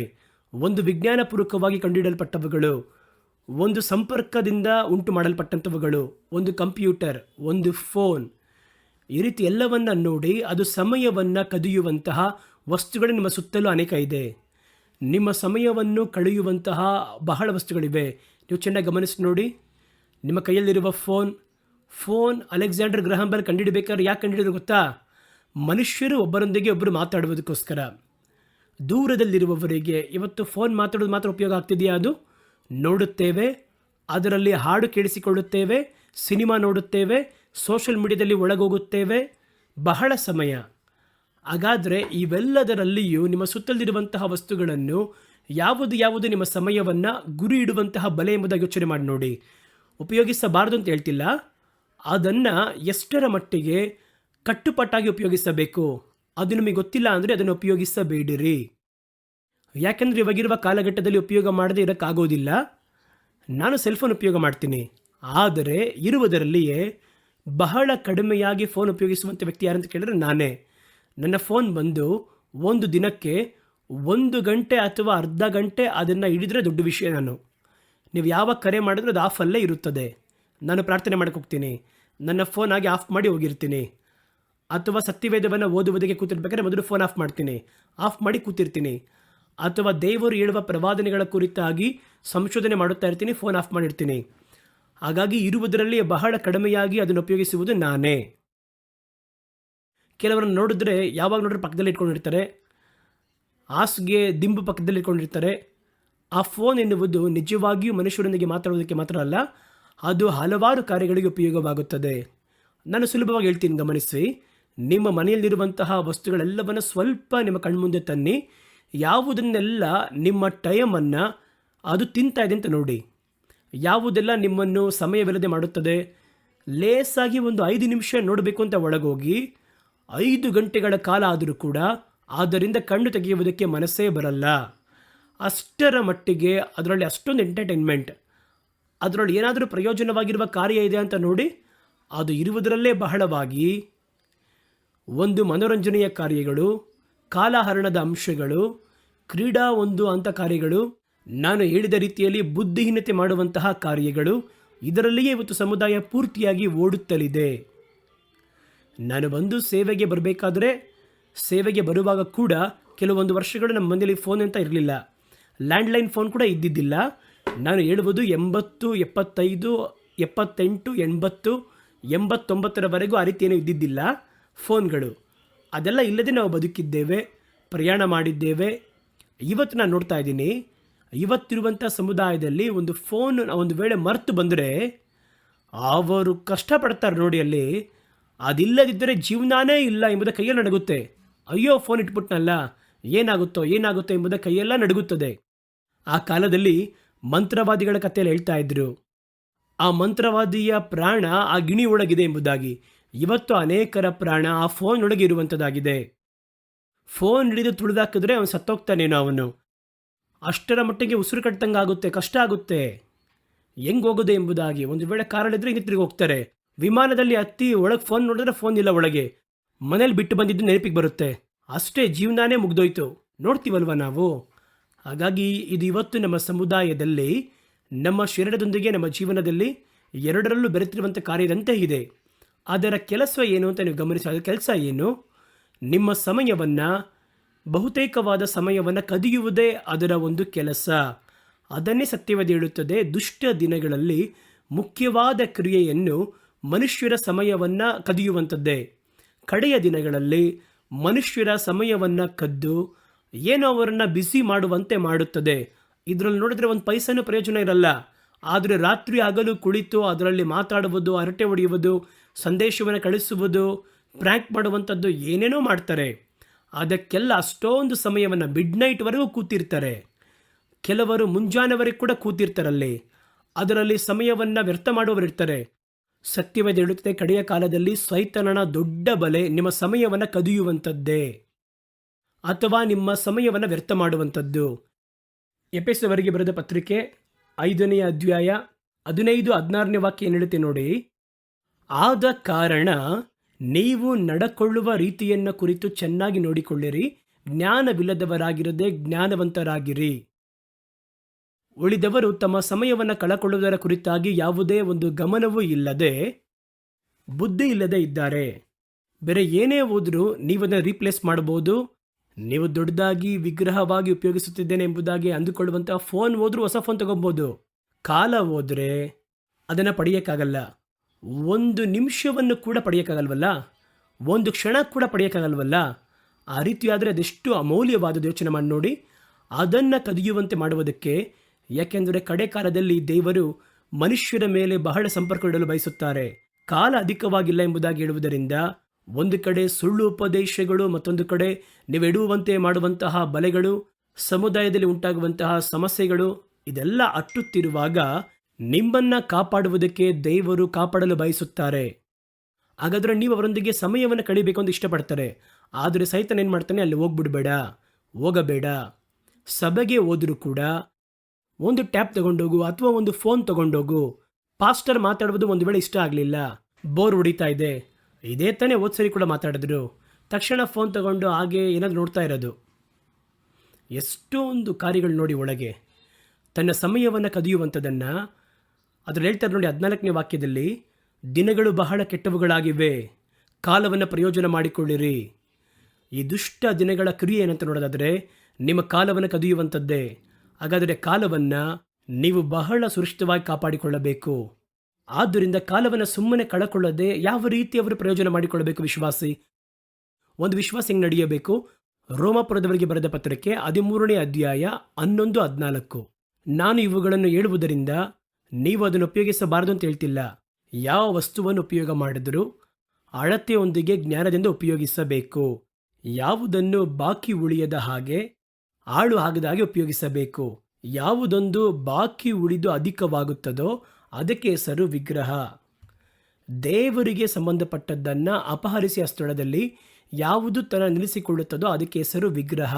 ನೀವು ಸೆಲ್ಫೋನ್ನ ಇಟ್ಕೊಂಡು ಯಾವಾಗ ನೋಡಿದ್ರು ಹೋಗ್ಬೇಕಾದ್ರೆ ದೇವ್ರು ನೋಡಿ ಆಮೇಲೆ ಅಂತ ಹೇಳುವಂಥದ್ದು, ವಿಶ್ ಮಾಡಿ ಹೋಗುವಂಥದ್ದು, ಯಾವಾಗ ಮನೇಲಿ ನೋಡಿದ್ರು ಇದನ್ನೇ ಕೈಯಲ್ಲಿ ಇಟ್ಕೊಂಡಿರುವಂಥದ್ದು, ದೇವರಿಗಿಂತಲೂ ನೀವು ಯಾವುದನ್ನು ಮುಖ್ಯಪಡಿಸಿದ್ರು ಅದಕ್ಕೆ ಹೆಸರು ವಿಗ್ರಹ. ಹಾಗಾದರೆ ನಿಮ್ಮ ನರಿಯದೇ ವಿಗ್ರಹಾರಾಧನೆ ಮಾಡುತ್ತೀರಾ? ರೋಮಾಪುರದವರಿಗೆ ಬರೆದ ಪತ್ರಕ್ಕೆ 13ನೇ ಅಧ್ಯಾಯ 11-14 ಏನು ಹೇಳುತ್ತದೆ ಅಂತ ನೋಡೋದಾದರೆ, ಈಗಿನ ಕಾಲವು ನಿದ್ದೆಯಿಂದ ಎಚ್ಚರವಾಗತಕ್ಕ ಕಾಲವೆಂದು ಅರಿತು ಇದನ್ನೆಲ್ಲ ಮಾಡಿರಿ. ಈ ರೀತಿಯಾಗಿ ಮಾಡ್ರಿ ಎಂಬುದಾಗಿ ಅವರು ಹೇಳ್ತಾರೆ ನೋಡಿ. ಕಾಲವನ್ನು ಅರಿತು ನೀವು ಈಗೆಲ್ಲ ಮಾಡ್ರಿ. ಏನು ಹೇಳ್ತಾ ಇದ್ದಾರೆ? ನಾವು ಕ್ರಿಸ್ತನನ್ನು ಮೊದಲು ನಂಬಿದ ಕಾಲದಲ್ಲಿ ಇದ್ದದಕ್ಕಿಂತ ಈಗ ನಮ್ಮ ವಿಮೋಚನೆಯು ಹತ್ತಿರವಾಯಿತು ಎಂಬುದಾಗಿ ಈ ವಾಕ್ಯವು ಹೇಳುವಂಥದ್ದಾಗಿದೆ. ನೀವು ರಕ್ಷಣೆ ಹೊಂದಬೇಕಾದಂಥ ಕಾಲಕ್ಕಿಂತ ಈಗ ಇನ್ನೂ ಬಹಳ ಕಡಿಮೆ ಕಾಲ ಇದೆ. ഇരുಳು ಬಹಳ ಮಟ್ಟಿಗೆ ಕಳೆಯಿತು, ಹಗಲು ಸಮೀಪವಾಯಿತು. ಆದ್ದರಿಂದ ಕತ್ತಲೆಗೆ ಅನುಗುಣವಾದ ಕೃತ್ಯಗಳನ್ನು ಬಿಟ್ಟು ಬೆಳಕಿಗೆ ಅನುಗುಣವಾದ ಆಯುಧಗಳನ್ನು ಧರಿಸಿಕೊಳ್ಳೋಣ. ಈ ಅಂಧಕಾರದ ಆಯುಧಗಳಿದೆ ನೋಡಿ, ಆ ಕ್ರಿಯೆಗಳೆಲ್ಲವನ್ನ ತಳ್ಳಿ ಹಾಕಿ ಬೆಳಕಿನ ಆಯುಧಗಳನ್ನು ಧರಿಸಿಕೊಳ್ಳೋಣ. ದುಂದೌತಣ, ಕುಡಿಕತನಗಳಲ್ಲಿ ಆಗಲಿ, ಕಾಮವಿಲಾಸ, ನಿರ್ಲಜ ಕೃತ್ಯಗಳಲ್ಲಿ ಆಗಲಿ, ಜಗಳ ಹೊಟ್ಟೆಕಿಚ್ಚುಗಳಲ್ಲಿ ಆಗಲಿ ಕಾಲ ಕಳೆಯದ ಹಾಗೆ ನಮ್ಮಲ್ಲಿ ಸಿಕ್ಕಿಸುತ್ತದೆ. ಅದು ಆ ರೀತಿ ನಡ್ಕೊಳ್ಳದೆ ನೀವು ಹಗಲು ಹೊತ್ತಿಗೆ ತಕ್ಕ ಹಾಗೆ ಮಾನಸ್ಥರಾಗಿ ನಡೆದುಕೊಳ್ಳೋಣ. ದೇಹದ ಆಶಯಗಳನ್ನು ಪೂರೈಸುವುದಕ್ಕಾಗಿ ಚಿಂತಿಸದೆ ಕರ್ತನಾದ ಯೇಸು ಕ್ರಿಸ್ತನನ್ನು ಧರಿಸಿಕೊಳ್ಳಿರಿ ಎಂಬುದಾಗಿ ವಾಕ್ಯ ಹೇಳುತ್ತದೆ. ಇದುವೇ ಕಡೆಯ ಕಾಲದಲ್ಲಿ ವಿಶ್ವಾಸಿಗಳು ಮಾಡಬೇಕಾಗಿರುವಂಥ ಕೆಲಸ. ಹಾಗಾದರೆ ಅದಕ್ಕೆ ಏನು ಹೇಳ್ತಾರೆ ಅಂದರೆ, ಮೊದಲು ನಿದ್ರೆ ಬಿಟ್ಟು ಎದ್ದೇಳಿರಿ, ತಾಮಸವಾಯಿತು, ಕಾಲವನ್ನ ಅರಿತವರಾಗಿರಿ. ಹಾಗಾದರೆ ಈ ಕಾಲವನ್ನು ಎಷ್ಟು ಗಮನವಾಗಿ ಉಪಯೋಗಿಸಬೇಕೆನ್ನುವುದರಲ್ಲಿ ಬಹಳ ಗಮನವುಳ್ಳವರಾಗಿರಿ ಎಂಬುದಾಗಿ ಹೇಳ್ತಾರೆ. ಕಾಲದ ಕುರಿತಾಗಿ ಗಮನವಿಲ್ಲದವರು ಯಾವ ರೀತಿ ಇರ್ತಾರೆ? ಅವರು ಬೇಡದಿರುವಂತಹ ಕಾರ್ಯಗಳಲ್ಲಿರ್ತಾರೆ. ಅವರು ಮಾಡುವ ಕೆಲಸ ಎಲ್ಲ ವ್ಯರ್ಥವಾದದ್ದೇ. ಅದು ಸಾಧಾರಣವಾಗಿರುವ ಗಾದೆ ಮಾತು ನೋಡೋದಾದರೆ ಸುಮ್ಮನೆ ಬಿಟ್ಟಿ ಕೆಲಸ ಅಂತ ಹೇಳ್ತಾರೆ. ಅವರು ಮಾಡುವಂತಹ ಮಾತು ಬಿಟ್ಟಿ ಕೆಲಸ. ಅದರಲ್ಲಿ ಒಂದು ಪೈಸಾ ಪ್ರಯೋಜನ ಇರಲ್ಲ. ಆತ್ಮಿಕ ಜೀವಿತಕ್ಕೆ ಯಾವುದೇ ಒಂದು ಪ್ರಯೋಜನ ಇರೋದಿಲ್ಲ. ಅವರು ಮಾಡುವುದೆಲ್ಲ ಬಿಟ್ಟಿ ಕೆಲಸ. ಆದರೆ ಅದನ್ನು ಬಹಳ ಸೀರಿಯಸ್ ಆಗಿ ಮಾಡ್ತಾ ಇರ್ತಾರೆ. ಅದೇ ದೊಡ್ಡದಲ್ಲಿ ಸೀರಿಯಸ್ ಆಗಿ. 2 ತೆಸಲೋನಿಕದವರಿಗೆ ಬರೆದ ಪತ್ರಕ್ಕೆ 3:11 ಹೇಳುವಂಥದ್ದಾಗಿದೆ, ನಿಮ್ಮಲ್ಲಿ ಕೆಲವರು ಯಾವ ಕೆಲಸವನ್ನು ಮಾಡದೆ ಬೇಡದಿರುವಂತಹ ಕಾರ್ಯಗಳಲ್ಲಿ ಸುಮ್ಮನೆ ಕೆಲಸ ಮಾಡ್ತಾ ಇದ್ದಾರೆ. ಅದು ಬಿಟ್ಟಿ ಕೆಲಸ. ಬಿಟ್ಟಿ ಕೆಲಸ ಅಂದರೆ ಗೊತ್ತಲ್ವಾ? ಅವರು ಮಾಡುವ ಕೆಲಸ ಪೂರ್ತಿ ಮಾಡಲ್ಲ. ಸುಮ್ಮನೆ ಆಗಿ ಮಲಗಿರಲಿಲ್ಲ ಅವರು ಕೆಲಸ ಮಾಡ್ತಾ ಇದ್ದಾರೆ. ಅದರ ಕೆಲಸ ಅಲ್ಲ, ಬಿಟ್ಟಿಯಾಗಿದೆ. ಯಾವುದೇ ಒಂದು ಕ್ರಮವಿಲ್ಲದ ರೀತಿ ಆ ರೀತಿ ಕೇಳ್ಪಡುತ್ತೇವೆ. ಅವ್ರು ಹೆಂಗಿದ್ದಾರೆ ಅಂತ ಕೇಳಿದ್ರೆ, ಒಂದು ಕೆಲಸವನ್ನು ಮಾಡದೆ ಬೇಡದಿರುವ ಕೆಲಸವನ್ನು ಮಾಡಿ. ಹಾಗಾದರೆ ಆ ಒಂದು ಕೆಲಸ ಮಾಡಿದ್ರೆ ಯಾವ ಕೆಲಸ ಹೇಳ್ತಿದ್ದಾರೆ? ದೇವರಿಗೆ ಸಂಬಂಧಪಟ್ಟ, ಕ್ರಿಸ್ತನಿಗೆ ಸಂಬಂಧಪಟ್ಟ, ನಂಬಿಕೆಗೆ ಸಂಬಂಧಪಟ್ಟ, ನಿಮ್ಮ ನಿತ್ಯ ಜೀವಿತಕ್ಕೆ ಸಂಬಂಧಪಟ್ಟ, ಸೇವೆಗೆ ಸಂಬಂಧಪಟ್ಟ ಕೆಲಸವನ್ನು ಮಾಡದೆ ಯಾವುದೊಂದು ಮಾಡ್ತಾ ಇದ್ದಾರೆ. ಆದರೆ ವ್ಯರ್ಥವಾದದ್ದಾಗಿದೆ ಅಲ್ವಾ ಅದು? ಹಾಗಾದರೆ ಅವನು ಬೇರೇನೋ ಮಾಡ್ತಾ ಇದ್ದಾನೆ. ಆದರೆ ಅದು ದೇವರಿಗೂ ಇವನ ಜೀವಕ್ಕೂ ಪ್ರಯೋಜನವಿಲ್ಲದ ಕ್ರಿಯೆಗಳು. ಅದನ್ನು ಕುಳಿತು ಬಹಳವಾಗಿ ಸಮಯ ಖರ್ಚು ಮಾಡುತ್ತಾ ಮೈನ್ಯೂಟಾಗಿ ಕುಳಿತು ಮಾಡ್ತಾ ಇದ್ದಾನೆ. ಆದ್ದರಿಂದ ಒಂದು ಪ್ರಯೋಜನವಿಲ್ಲ ಅವರ ಆತ್ಮಿಕ ಜೀವಿತಕ್ಕೆ. ಇವರು ಆ ರೀತಿ ಕ್ರಮವಿಲ್ಲದೆ ಸುತ್ತುತ್ತಾರೆ ಎಂಬುದಾಗಿ ಕೇಳ್ಪಡುತ್ತೇವೆ. ಎರಡನೇದಾಗಿ, ಈ ಕಾಲವನ್ನು ವ್ಯರ್ಥ ಮಾಡುವವರು ಏನು ಮಾಡ್ತಾರೆ? ಅದರ ಗುರುತೇನು ಅಂತ ಕೇಳೋದಾದರೆ ಬೇಡದಿರುವ ಮಾತನ್ನು ಮಾತಾಡ್ತಾರೆ. 1 ತಿಮೋತಿಯ ಪುಸ್ತಕ 6ನೇ ಅಧ್ಯಾಯ 20ನೇ ವಾಕ್ಯ, ಓ ತಿಮೋತಿಯನೇ, ನಿನ್ನ ಬಳಿ ಒಪ್ಪಿಸಲ್ಪಟ್ಟದ್ದನ್ನು ಕಾದುಕೊಂಡು ಸರಿ ಇಲ್ಲದಿರುವ ಬಿಟ್ಟಿ ಮಾತು ಮಾತಾಡುವಂತಹ ಜ್ಞಾನ ಎಂಬುದಾಗಿ ಸುಳ್ಳಾಗಿ ಹೆಸರು ಬಂದಿರುವ ಸಿದ್ಧಾಂತಗಳಿಗೆ ದೂರ ಇರು ಎಂಬುದಾಗಿ ಮಾತಾಡ್ತಾರೆ. ಇದು ಬಹಳ ಗಮನವಾಗಿ ನಾವು ನೋಡಬೇಕಾಗಿರುವ ಒಂದು ಕಾರ್ಯ. ಇವೆರಡು ಬಲೆಗಳು ಬಹಳ ಮುಖ್ಯವಾದವುಗಳು. ಈ ಬಲೆಗಳು ನಮ್ಮ ನಂಬಿಕೆಯ ಜೀವಿತವನ್ನು ಕದಲಿಸುತ್ತದೆ. ಮೂರನೇದಾಗಿ ದೊಡ್ಡ ಒಂದು ಬಲೆ ಇದೆ, ಅದು ಸುಳ್ಳು ಸೇವಕರು. ಅದನ್ನು ಮತ್ತೊಂದು ಸಂದರ್ಭದಲ್ಲಿ ಅದು ಬಹಳ ಮಾತಾಡಬೇಕಾಗಿದೆ. ಸುಳ್ಳು ಉಪದೇಶಗಳು, ಸುಳ್ಳು ಕೆಲಸದವರು. ಅವರು ಸಭೆಯೊಳಗೆ ಬರುತ್ತಾರೆ, ಮನೆಯೊಳಗೆ ಬರುತ್ತಾರೆ. ನಮ್ಮ ಆತ್ಮಿಕ ಜೀವಿತವನ್ನು ನೀವು ಈ ಸಭೆಗೆ ಹೋಗಲಿಲ್ಲ ಅಂದರೂ ಕೂಡ ಯೂಟ್ಯೂಬ್ನಲ್ಲಿ ಬಂದು ನಿಮ್ಮ ಮನೆಯ ಬಾಗಿಲನ್ನು ಬಡಿಯುತ್ತಾರೆ. ಕೇಳಿರಿ ನೋಡ್ರಿ ಅಂತೇಳಿ ತಮ್ಮನೇನಲ್ಲಿ ಹೊಸ ಹೊಸ ಮಾತುಗಳನ್ನು ಹಾಕಿ ಬರೆದು ನಿಮ್ಮ ನಡುವಂತೆ ಒಳಗೆ ಅವರು ತಂದು ಹೇಗಾದರೂ ತಮ್ಮ ಮಾತುಗಳನ್ನು ನಿಮ್ಮ ಹೃದಯದಲ್ಲಿ ಹಾಕುತ್ತಾರೆ. ಈ ರೀತಿ ದೊಡ್ಡ ಒಂದು ಬಲೆ, ಇದು ದೊಡ್ಡ ಬಲೆ. ಅವುಗಳು ಇವತ್ತು ಯಾವ ರೀತಿ ತೀವ್ರವಾಗಿ ಬರುತ್ತೆ ಎಂಬುದಾಗಿ ನಾನು ಮತ್ತೊಂದು ಸಂದರ್ಭದಲ್ಲಿ ಈ ಮೂರನೆಯ ಬಲೆಯ ಕುರಿತಾಗಿ ನಿಮಗೆ ದೀರ್ಘವಾಗಿ ಹೇಳಲು ಬಯಸುತ್ತೇನೆ. ಈಗ ನಾವು ನೋಡಿದಂತಹ 2 ಬಲೆಗಳು ಬಹು ಮುಖ್ಯವಾದವುಗಳು. ಆದ್ದರಿಂದ ಮುಂಚಿತವಾಗಿ ಹೇಳಿದ ಹಾಗೆ ಬಲೆ ಎನ್ನುವಂಥದ್ದು ನೀವು ಇರುವ ಸ್ಥಳದಲ್ಲೇ ಇರುತ್ತದೆ. ನೀವು ಆಗಾಗ ನಡೆದಾಡುವಂಥ ಸ್ಥಳದಲ್ಲಿ ಇರುತ್ತದೆ.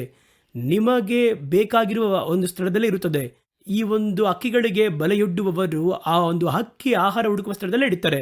ಅದು ಆಗಾಗಲ್ಲಿ ಬರುತ್ತೆ, ಏನೋ ಬಂದು ಕೆಲವೊಂದು ಆ ಒಂದು ಬೀಜಗಳು ಬಿದ್ದಿರುವಂಥ ಸ್ಥಳ, ಧಾನ್ಯಗಳು ಬಿದ್ದಿರುತ್ತೆ ಅಲ್ಲಿ. ಆಗ ಯಾವ ಸ್ಥಳಕ್ಕೆ ಅದು ಬರುತ್ತದೆ ಎಂಬುದಾಗಿ ನೋಡ್ತೀವಿ. ಆ ಸ್ಥಳದಲ್ಲಿಯೇ ಬಲೆಯೊಡ್ಡುತ್ತಾರೆ. ಅದನ್ನು ಅರ್ಥ ಮಾಡಿಕೊಳ್ಳಬೇಕು. ಹಾಗಾಗಿ ನಿಮಗೆ ಪರಿಚಯವಾಗಿರುವ ಸ್ಥಳಗಳಲ್ಲಿ ಈ ಬಲೆಗಳು ಇದೆಯಾ ಅಂತ ನೋಡಿ. ನಿಮ್ಮನ್ನು ಐಶ್ವರ್ಯವಂತರಾಗಿ ಮಾಡಲು ಪ್ರಯತ್ನ ಮಾಡುವವರು, ನೀವು ಹೋಗುವ ಸಭೆಯಲ್ಲಿರ್ಬೋದು, ನೀವು ಕೇಳುವಂಥ ಸಂದೇಶದಲ್ಲಿರ್ಬೋದು, ನಿಮ್ಮ ನಂಬಿಕೆ ದೇವರ ಮೇಲಿರುವಂತಹ ನಂಬಿಕೆಯಲ್ಲಿ ಐಶ್ವರ್ಯದ ಮೇಲೆ ತಿರುಗಿಸಬಹುದು. ನಮ್ಮ ಆಸೆ ಬಯಕೆಯೆಲ್ಲ ದೇವರ ಮೇಲೆ ಇರಬೇಕು, ಅದನ್ನು ಬಿಟ್ಟು ಐಶ್ವರ್ಯದ ಕಡೆಗೆ ತಿರುಗಿಸ್ಬೋದು. ಅದು ಯಾವ ಬಲೆಯಾಗಿದ್ರೂ ಸರಿ ನಿಮ್ಮ ದಾರಿಯಲ್ಲೇ ಇರುತ್ತೆ, ನೀವು ಹೋಗುವ ಸ್ಥಳದಲ್ಲೇ ಇರುತ್ತೆ. ನೀವು ನಡೆದಾಡುವ ಸ್ಥಳದಲ್ಲಿ ಸೈತಾನ ಒಂದು ಬಲೆ ಒಡ್ಡುತ್ತಾನೆ. ಎರಡನೇದಾಗಿ ಆ ಒಂದು ಬಲೆ ಕಣ್ಣಿಗೆ ಕಾಣಿಸುವುದಿಲ್ಲ. ಯಾವಾಗ ಕಾಣಿಸೋದು ಗೊತ್ತಾ? ಅದು ನಮ್ಮ ಕಾಲನ್ನು ಇರುಕುವಾಗಲೇ ಗೊತ್ತಾಗುತ್ತದೆ ನಮಗೆ. ಪಕ್ಷಿಗೆ ಅಲ್ಲಿವರೆಗೂ ಗೊತ್ತಾಗೋದಿಲ್ಲ. ಯಾವಾಗ ಗೊತ್ತಾಗುತ್ತೆ ಅದಕ್ಕೆ? ತನ್ನ ಕಾಲನ್ನು ಎಳೆಯುವಾಗ. ಈಗ ಹಾರಲು ಬಯಸಿದರೆ ಆ ಒಂದು ಬಲೆ ಅವರಿಗೆ ಸ್ಥಳ ಕೊಡುವುದಿಲ್ಲ, ಹೋಗಲಾಗುವುದಿಲ್ಲ. ಆ ಬಲೆಯನ್ನು ನೀವು ಕೊಯ್ಯಕ್ಕಾಗಲ್ಲ. ಹಾಗಾದರೆ ಸತ್ಯವೇದ ಹೇಳುತ್ತದೆ, ಬಲೆ ಹಿಡಿಯುತ್ತದೆ. ಆ ಸಂದರ್ಭದಲ್ಲಿ ದೇವರನ್ನು ನೋಡುವಾಗ ಆ ಬಲೆ ಅರಿಯಿತು, ನಾವಾದರೂ ತಪ್ಪಿಸಿಕೊಂಡ್ವಿ ಎಂಬುದಾಗಿ ಹೇಳುತ್ತಾರೆ. ಕೀರ್ತನೆಗಳು ಹೇಳ್ತಾರೆ ನೋಡಿ, ಬಲೆ ಅರಿದೋಯ್ತು, ನಾವಾದರೂ ತಪ್ಪಿಸಿಕೊಂಡೆವು. ಒಂದು ವೇಳೆ ಸಿಕ್ಕಾಕೊಂಡ್ರಿ ಗೊತ್ತಿಲ್ಲದೆ ಸಿಕ್ಕಿದ್ದೀರಾ, ಅದನ್ನು ಬಿಟ್ಟು ಬರೋಕ್ಕಾಗ್ತಿಲ್ಲ. ಈಗ ನಾವು ದೇವರನ್ನ ನೋಡಿ ಕೂಗಬೇಕಾದ್ರೆ ಆ ಒಂದು ಬಲೆ ಅದು ಅರಿದೋಗುತ್ತದೆ. ಅದು ಪರಿಪೂರ್ಣವಾಗಿ ನಿಮ್ಮ ಜೀವವನ್ನು ಅಪಹರಿಸುವುದಕ್ಕೆ ಮುಂಚಿತವಾಗಿ, ಆ ಜೀವಕ್ಕೆ ಬೆಂಕಿ ಹಚ್ಚುವುದಕ್ಕಿಂತ ಮುಂಚಿತವಾಗಿ ಬಲೆಯಲ್ಲಿ ಕಾಲಿಕ್ಕಿದ್ದೀರಂತ ಗೊತ್ತಾದರೆ ದೇವರ ಕಡೆ ತಿರುಗಿರಿ. ಆ ಬಲೆ ಅರ್ಧೋಯ್ತು, ನಾವಾದರೂ ತಪ್ಪಿಸಿಕೊಳ್ಳುವ ಎಂಬುದಾಗಿ ಸತ್ಯವೇದ ಹೇಳುವಂಥದ್ದಾಗಿದೆ. ಇದು ಬಲೆಯಲ್ಲಿ ಸಿಕ್ಕಿದವರಿಗೆ. ಸಿಕ್ಕದೇ ಇರುವವರು ಏನು ಮಾಡಬೇಕು ಅಂದರೆ, ನೀವು ನಡೆದಾಡುವಂತಹ ದಾರಿಯಲ್ಲಿ ಬಹಳ ಜಾಗರೂಕರಾಗಿರಿ. ನೀವು ಕೇಳುವ ಸಂದೇಶದಲ್ಲಿ ಬಹಳ ಜಾಗರೂಕರಾಗಿರಿ. ನೀವು ನಡೆದಾಡುವಂತಹ ಸ್ಥಳಗಳಲ್ಲಿ ನಿಮ್ಮ ಜೊತೆಗೆ ಸಂಪರ್ಕದಲ್ಲಿರುವವರೊಂದಿಗೆ ಬಹಳ ಗಮನವುಳ್ಳವರಾಗಿರಿ. ಬಲೆ ಕಣ್ಣಿಗೆ ಕಾಣಿಸುವುದಿಲ್ಲ. ಹಾಗಾಗಿ ನೀವು ಎಲ್ಲವನ್ನು ಪರಿಶೋಧಿಸಿ ನೋಡಿ, ಇದು ದೇವರಿಂದ ಉಂಟಾದದ್ದೋ ಎಂಬುದಾಗಿ ತಿಳಿದುಕೊಳ್ಳಬೇಕು. ಅದೇಗೆ ನಾವು ತಿಳಿದುಕೊಳ್ಳುವುದು ಅಂತ ಕೇಳಿದರೆ, ಮೊದಲು ನೀವು ವಾಕ್ಯದಲ್ಲಿ ಬಹಳ ಜ್ಞಾನವುಳ್ಳವರಾಗಿರಬೇಕು. ನಾನೇನೇ ಮಾಡಿದರೂ ಕೂಡ ನೀವು ವಾಕ್ಯದಲ್ಲಿ ಜ್ಞಾನವುಳ್ಳವರಾಗಿದ್ದರೆ ನಿಮ್ಮನ್ನು ಯಾಮಾರಿಸುವುದು ಕಠಿಣ, ಯಾಮಾರಿಸೋಕ್ಕಾಗಲ್ಲ. ನಾನೀಗ ಸ್ವಲ್ಪ ಎಜುಕೇಟೆಡ್, ನಾನು ಸ್ವಲ್ಪ ಓದಿದ್ದೇನೆ ಅಂತ ಇಟ್ಕೊಳ್ಳಿ. ಆಗ ನನಗೆ ಗೊತ್ತು ಸೂರ್ಯನು ಪೂರ್ವ ದಿಕ್ಕಲ್ಲೇ ಉದಯಿಸುತ್ತಾನೆ ಅಂತ. ಆಗ ಒಬ್ಬನು ಹೇಳುತ್ತಾನೆ, ಸೂರ್ಯನು ಅಲ್ಲಿ ಪಶ್ಚಿಮದಲ್ಲಿ ಉದಯವಾಗುತ್ತಾನೆ ಎಂಬುದಾಗಿ ಹೇಳ್ತಾನೆ, ಪೂರ್ವದಲ್ಲಿ ಮರೆಯಾಗ್ತಾನೆ, ಆ ರೀತಿ ಹೇಳ್ತಾನೆ. ಆಗ ನಾನೇನು ಹೇಳ್ತೀನಿ, ನೀವು ಏನೇ ಒಡೆದೇಳಿದ್ರು ನೋಡ್ರಿ, ಬೆಳಗ್ಗೆ ಬಂದು ಸೂರ್ಯ ಉದಯವಾಗಿದ್ದಾನ, ಆ ದಿಕ್ಕಿಗೆ ಹೆಸರು ಪಶ್ಚಿಮ, ಆ ರೀತಿ ಹೇಳ್ಬೋದು. ಇಲ್ಲ ಕಣ್ರಿ ಪೂರ್ವ, ಯಾಕೆ ಅದನ್ನು ಪಶ್ಚಿಮ ಅಂತ ಹೇಳಿದ್ರೇನು ಅಂತ ಹೇಳ್ಬೋದು. ಚೆನ್ನಾಗಿ ತಾನೇ ಮಾತಾಡ್ತಾ ಇದ್ದಾನೆ. ಆ ರೀತಿಯಾಗಿ ಭಾವಿಸಿ ನೀವು ಏನೇ ಮಾಡಿದ್ರೂ ಕೂಡ ನಾನು ಅದನ್ನು ನಂಬುವುದಿಲ್ಲ. ನೀರು ಬಂದು ಮೇಲಿಂದ ಕೆಳಗೆ ಬರುತ್ತೆ, ಕೆಳಗಿಂದ ಮೇಲೆ ಹೋಗುತ್ತೆ, ಆ ರೀತಿ ಹೇಳಿದ್ರೆ ನಾನು ನಂಬುವುದಿಲ್ಲ. ಯಾಕೆ ಆ ರೀತಿ ಅಂತ ಕೇಳಿದ್ರೆ, ನನಗೆ ಒಂದು ಸಾಮಾನ್ಯ ಜ್ಞಾನ ಇದೆ, ಅದು ಆ ರೀತಿ ಹೋಗುವುದಿಲ್ಲ. ಕಾಲಕಾಲವಾಗಿ ಸೂರ್ಯನು ಯಾವ ದಿಕ್ಕಲ್ಲಿ ಉದಯವಾಗ್ತಾನೋ ಅದು ಪೂರ್ವವೇ, ಅದು ಮಾರ್ಪಡುವುದಿಲ್ಲ. ಅದಕ್ಕೆ ಹೆಸರು ಯೂನಿವರ್ಸಲ್ ಟ್ರೂತ್ ಎಂಬುದು, ಅದು ಮಾರ್ಪಡುವುದಿಲ್ಲ. ಹಾಗಾಗಿ ಒಬ್ಬ ಹೇಳ್ದ ಅಂತ ಹೇಳಿದ್ರೆ ನಾನು ಹೆಂಗೆ ನಂಬಲ್ವೋ ಆ ರೀತಿ ನನಗೊಂದು ಮೂಲತಃ ಜ್ಞಾನ ಬೇಕು. ಅದು ಸತ್ಯವೇದದಿಂದ ಉಂಟಾಗುವಂಥ ಜ್ಞಾನ. ದೇವರು ನಮ್ಮ ಕ್ರೈಸ್ತ ಜೀವಿತ ಪೂರ್ತಿಯಾಗಿ, ಕ್ರಿಸ್ತನೊಂದಿಗೆ ಇರುವ ಅನುಭವ ಪೂರ್ತಿಯಾಗಿ, ನಂಬಿಕೆ ಅಂಥದ್ದೆಲ್ಲವೂ ಕೂಡ ಈ ವಾಕ್ಯವನ್ನು ಕೇಂದ್ರವಾಗಿಟ್ಟುಕೊಂಡೇ ಅದು ಕಟ್ಟಲ್ಪಟ್ಟದಾಗಿದೆ. ಅದು ಮೂಲತಃ ಅರ್ಥ ಮಾಡಿಕೊಳ್ಳುವುದಾದರೆ ನಿಮ್ಮನ್ನು ಯಾಮರಿಸುವುದು ಕಷ್ಟ, ನಿಮ್ಮನ್ನು ಯಾಮರಿಸೋಕ್ಕಾಗಲ್ಲ. ನೀವೆಷ್ಟೇ ವಾಕ್ಯದಲ್ಲಿ ಸ್ಟ್ರಾಂಗ್ ಆಗಿದ್ದೀರೋ ನೋಡಿದ್ಕೊಳ್ಳೆ ಕಂಡುಹಿಡಿತೀರಾ, ಇದು ಬಲೆ, ಇದು ಸುಳ್ಳು ಎಂಬುದಾಗಿ ಕಂಡುಹಿಡಿಯುತ್ತೀರಾ. ಆದ್ದರಿಂದ ಕ್ರಮವಾಗಿ ಸತ್ಯವೇದವನ್ನು ಓದಿರಿ, ಅದನ್ನು ಗ್ರಹಿಸಿಕೊಂಡು ಅರ್ಥ ಮಾಡಿಕೊಂಡು ಓದಿರಿ. ಅರ್ಥ ಮಾಡಿಕೊಳ್ಳುವುದಕ್ಕೆ ಪ್ರಯಾಸ ಪಡಿ. ಪರಿಶುದ್ಧಾತ್ಮನು ಸಹಾಯ ಮಾಡುತ್ತಾರೆ. ಹೇಳಲ್ಪಡುವ ಎಲ್ಲವನ್ನೂ ನಂಬಬೇಡಿರಿ, ಅವುಗಳು ದೇವರಿಂದ ಉಂಟಾದದ್ದ ಎಂಬುದಾಗಿ ಯೋಚನೆ ಮಾಡಿರಿ. ಬಲೆಗಳಲ್ಲಿ ಕಾಲಿಡುವುದಕ್ಕಿಂತ ಮುಂಚಿತವಾಗಿ ಯೋಚನೆ ಮಾಡಿ, ಇವರು ಇಷ್ಟೊಂದು ಮಾತಾಡ್ತಾರಲ್ವಾ, ಇದರ ಬಗ್ಗೆ ಸತ್ಯವೇದ ಏನು ಹೇಳುತ್ತದೆ ಎಂಬುದಾಗಿ ಗಮನಿಸಿ ನೋಡಿ. ನಾನೇ ನಿಮ್ಮ ಬಳಿ ಬಹಳ ಕಾರ್ಯವನ್ನು ಮಾತಾಡಿದ್ದೇನೆ, ನೀವು ತಕ್ಷಣ ಸತ್ಯವೇದನ್ನು ತೆಗೆದು ಓದ್ರಿ. ಸತ್ಯವೇದ ಇದರ ಕುರಿತಾಗಿ ಏನು ಹೇಳುತ್ತದೆ? ಒಬ್ಬನು ಇದರಲ್ಲಿ ಶ್ರೀಮಂತರಾಗಿ ಮಾಡಲು ಹೇಳುತ್ತದಾ, ಅಥವಾ ಸತ್ಯವೇದದಲ್ಲಿ ಇದಕ್ಕೆಲ್ಲ ಏನು ಅರ್ಥ, ಇದು ಏನನ್ನು ಹೇಳುತ್ತದೆ ಎಂಬುದಾಗಿ ಕುಳಿತು ಯೋಚಿಸಿ ಪರಿಶೋಧಿಸಿ ನೋಡಿರಿ. ಒಳ್ಳೆಯದನ್ನು ಹಿಡಿದುಕೊಳ್ಳಿರಿ. ಯಾವುದು ನಿಮ್ಮ ಆತ್ಮಿಕ ಜೀವಿತವನ್ನು ನಿಮಗೆ ಒಂದು ಆಹಾರವನ್ನು ಕೊಟ್ಟು ಬೆಳೆಯುವಂತೆ ಮಾಡಿ ದೇವರೊಂದಿಗೆ ಸೇರಿಸುತ್ತದೋ ಅದರಲ್ಲಿ ಗಮನ ಹರಿಸಿ. ಆಗ ನಿಮ್ಮ ಕಾಲುಗಳು ಬಲೆಗಳಿಗೆ ತಪ್ಪಿಸಲ್ಪಡುತ್ತದೆ. ನೀವು ಹೋಗುವ ಯಾವ ಸ್ಥಳದಲ್ಲಾಗಲಿ, ನೀವು ಕನೆಕ್ಟ್ ಆಗುವ ಯಾವ ಸ್ಥಳವಾಗಲಿ, ಶತ್ರು ಬಲೆಗಳನ್ನಿಡುವುದಕ್ಕೆ ಕಡೆಯ ಕಾಲದಲ್ಲಿ ಗಮನವುಳ್ಳವನಾಗಿದ್ದಾನೆ. ಆದ್ದರಿಂದ ಎಚ್ಚರಿಕೆ ಉಳ್ಳವರಾಗಿರಿ. ನಿಮ್ಮ ಆತ್ಮವನ್ನು ಕಾದುಕೊಳ್ಳಿರಿ. ನಿಮ್ಮ ಆತ್ಮ ನನಗೆ ಯಾವ ರೀತಿಯ ಗೊತ್ತಿಲ್ಲ, ನಿಮಗೆ ಅದುವೇ ಐಶ್ವರ್ಯ, ಅದುವೇ ದೊಡ್ಡ ಭಾಗ್ಯ. ಒಬ್ಬನು ತನ್ನ ಪ್ರಾಣವನ್ನು ಕಳಕೊಂಡರೆ ಅದಕ್ಕೆ ಸಮವಾಗಿ ಅವನು ಏನೂ ಮಾಡೋಕ್ಕಾಗಲ್ಲ. ಹಾಗಾದರೆ ಅದರಲ್ಲಿ ನೀವು ಗಮನವಾಗಿರಿ, ನೀವೇ ಅದರ ಬಗ್ಗೆ ಯೋಚನೆ ಮಾಡಬೇಕು. ದೇವರು ಬೇಗ ಬರಲಿದ್ದಾನೆ. ಗಮನವಾಗಿದ್ದು ನಿಮ್ಮ ಆತ್ಮಗಳನ್ನು ಕಾದುಕೊಳ್ಳಿರಿ. ತಲೆಗಳನ್ನು ತಗ್ಗಿಸಿ ಚಿಕ್ಕ ಪ್ರಾರ್ಥನೆ ಮಾಡೋಣವಾ? ಪ್ರೀತಿಯು ಕೃಪೆಯು ತುಂಬಿರುವಂತಹ ಪರಲೋಕ ತಂದೆಯೇ, ಕಡೆಯ ದಿನಗಳಲ್ಲಿ ಮತ್ತೆ ಎಲ್ಲೆಲ್ಲ ತಿರುಗಿ ನೋಡಿದ್ರೂ ಬಲೆಗಳು ಇಡಲ್ಪಟ್ಟದಾಗಿದೆ. ಈಗೋ ಪ್ರತ್ಯೇಕವಾಗಿ ನಮ್ಮ ನಂಬಿಕೆಯ ಜೀವಿತವನ್ನು ಹಾಳು ಮಾಡುವುದಕ್ಕೂ ನಮ್ಮ ಕೈಯಿಂದ ಅಪಹರಿಸುವುದಕ್ಕೂ ಶತ್ರುವಾದವನ್ನು ನಮ್ಮ ಕಾಲುಗಳ ಮುಂಭಾಗದಲ್ಲಿ ಹಲವು ಬಲೆಯನ್ನು ಒಡ್ಡಿದ್ದಾನೆ. ಆ ಬಲೆಗಳು ಮೇಲ್ನೋಟಕ್ಕೆ ಏನು ಗೊತ್ತಾಗೋದಿಲ್ಲ, ಆದರೆ ಒಳಗಿರುವ ಕಾರ್ಯಗಳಲ್ಲಿ ಮರೆಯಗಿಡಲ್ಪಟ್ಟಿರುವುದರಿಂದ ನಾವು ವಿಶೇಷವಾಗಿ ದೇವರ ಜ್ಞಾನವನ್ನು ಹೊಂದುವುದಕ್ಕೂ ದೇವರಾತ್ಮನ ಅನುಗ್ರಹದಿಂದ ತುಂಬಲ್ಪಡುವುದಕ್ಕೂ ಸತ್ಯವೇದ ವಾಕ್ಯದಲ್ಲಿಯೂ ಮಾತಿನಲ್ಲಿಯೂ ನಾವು ಪರಿಪೂರ್ಣವಾಗುವುದಕ್ಕೂ ದೇವರಾತ್ಮನೇ ನಿಮ್ಮ ಮಕ್ಕಳಿಗೆ ಸಹಾಯ ಮಾಡಿರಿ, ನಮಗೆ ಸಹಾಯ ಮಾಡಿರಿ. ದೇವರೇ, ನಮ್ಮ ಕಣ್ಣುಗಳನ್ನು ತೆರೆಯಿರಿ. ದೇವರೇ, ಮರೆಯಾಗಿರುವ ಬಲೆಗಳನ್ನು ನೋಡುವ ಹಾಗೆ ನಮ್ಮ ಕಣ್ಣುಗಳನ್ನು ತೆರೆಯಿರಿ. ಅದು ನಮ್ಮ ಮೇಲೆ ಚಿಂತೆ ಮಾಡುವ ಹಾಗೆ, ಐಶ್ವರ್ಯ ಉಳ್ಳವರ ಹಾಗೆ ನಮ್ಮನ್ನು ಮಾರ್ಪಡಿಸುವ ಹಾಗೆ ಕಾಣಲ್ಪಟ್ಟರೂ ಕೂಡ ಅವುಗಳಿಂದ, ಆ ಬಲೆಗಳಿಂದ ನಾವು ತಪ್ಪಿಸಿಕೊಳ್ಳುವುದಕ್ಕೆ ಸಹಾಯ ಮಾಡಿರಿ. ಕಾಲವನ್ನು ವ್ಯರ್ಥ ಮಾಡುವಂತಹ ಯಾವ ಬಲೆಯಲ್ಲಿಯೂ ನಮ್ಮ ಕಾಲುಗಳು ಸಿಕ್ಕದ ಹಾಗೆ ನಮ್ಮನ್ನು ನೀವು ಕಾದುಕೊಳ್ಳಿರಿ. ದೇವರೇ, ಈ ವಾಕ್ಯವನ್ನು ಕೇಳಿದ ಪ್ರತಿಯೊಬ್ಬರ ಮೇಲೆಯೂ ದೈವ ಪ್ರಸನ್ನತೆಯು, ಎಚ್ಚರಿಕೆಯ ಆತ್ಮವು ಕ್ರಿಯೆ ಮಾಡುವಂಥದ್ದಾಗಿರಲಿ. ಜ್ಞಾನವನ್ನು ಅವರಲ್ಲಿ ಸುರಿಸುವಂತಹ ದೇವರಾತ್ಮನು ವಿಶೇಷವಾದ ದೈವ ಜ್ಞಾನವನ್ನು ಅವರಿಗೆ ಕೊಟ್ಟು ಅವರನ್ನು ಆಶೀರ್ವಾದ ಮಾಡಿರಿ. ಮುಂದುವರೆದು ಅವರ ಅಗತ್ಯತೆಗಳನ್ನು ಸಂಧಿಸಿರಿ. ಯೇಸುವಿನ ನಾಮದಲ್ಲಿ ನಮ್ಮ ಪ್ರಾರ್ಥನೆಯನ್ನು ಸ್ವೀಕರಿಸಿರಿ, ನಮ್ಮ ತಂದೆಯೇ, ಆಮೇನ್. ದೇವರಾಗಿರುವ ಕರ್ತನು ಈ ದಿನದಲ್ಲಿ ನಮ್ಮ ಕಾರ್ಯಕ್ರಮದಲ್ಲಿ ಸ್ಪಷ್ಟವಾಗಿ ನಮ್ಮ ಸಂಗಡ ಹಲವು ಕಾರ್ಯವನ್ನು ಮಾತಾಡಿದರು. ಆರಾಧನೆಯನ್ನು ಆಶೀರ್ವಾದವಾಗಿ ಮಾರ್ಪಡಿಸಿಕೊಟ್ಟರು. ಪ್ರಾರ್ಥನೆಯ ಸಮಯದಲ್ಲಿ ನಮ್ಮ ವಿಜ್ಞಾಪನೆಗಳನ್ನು ದೇವರು ಗಮನಿಸಿದರು. ಸಂದೇಶ ಸಂದರ್ಭದಲ್ಲಿ ನಮ್ಮೊಂದಿಗೆ ಹಲವಾರು ಕಾರ್ಯವನ್ನು ಮಾತಾಡಿ ಬಲೆ ಕಟ್ಟಲಾಗದಿರುವ ನಮ್ಮ ಆತ್ಮಗಳನ್ನು ಕಾದುಕೊಳ್ಳುವುದಕ್ಕೆ ದಾರಿ ಹೇಳಿದ್ದಾರೆ. ಈ ದೇವರು ಸದಾ ಸರ್ವ ದಿನಗಳಲ್ಲಿಯೂ ನಮ್ಮ ದೇವರು, ನಮ್ಮನ್ನು ಮರಣದ ಪರ್ಯಂತರ ನಡೆಸುವ ಹಾಗೆ ವಾಗ್ದಾನ ಮಾಡಿರುವ ದೇವರು. ಮತ್ತೊಂದು ವಾರದಲ್ಲಿ ಮತ್ತೊಂದು ಹೊಸ ಸಂದೇಶದೊಂದಿಗೆ ನಿಮ್ಮನ್ನು ಭೇಟಿ ಮಾಡುತ್ತೇನೆ. ಅಲ್ಲಿಯವರೆಗೂ ದೇವರು ನಿಮ್ಮನ್ನು ಆಶೀರ್ವಾದ ಮಾಡಿ ಕಾಪಾಡಲಿ. ಆಮೇನ್.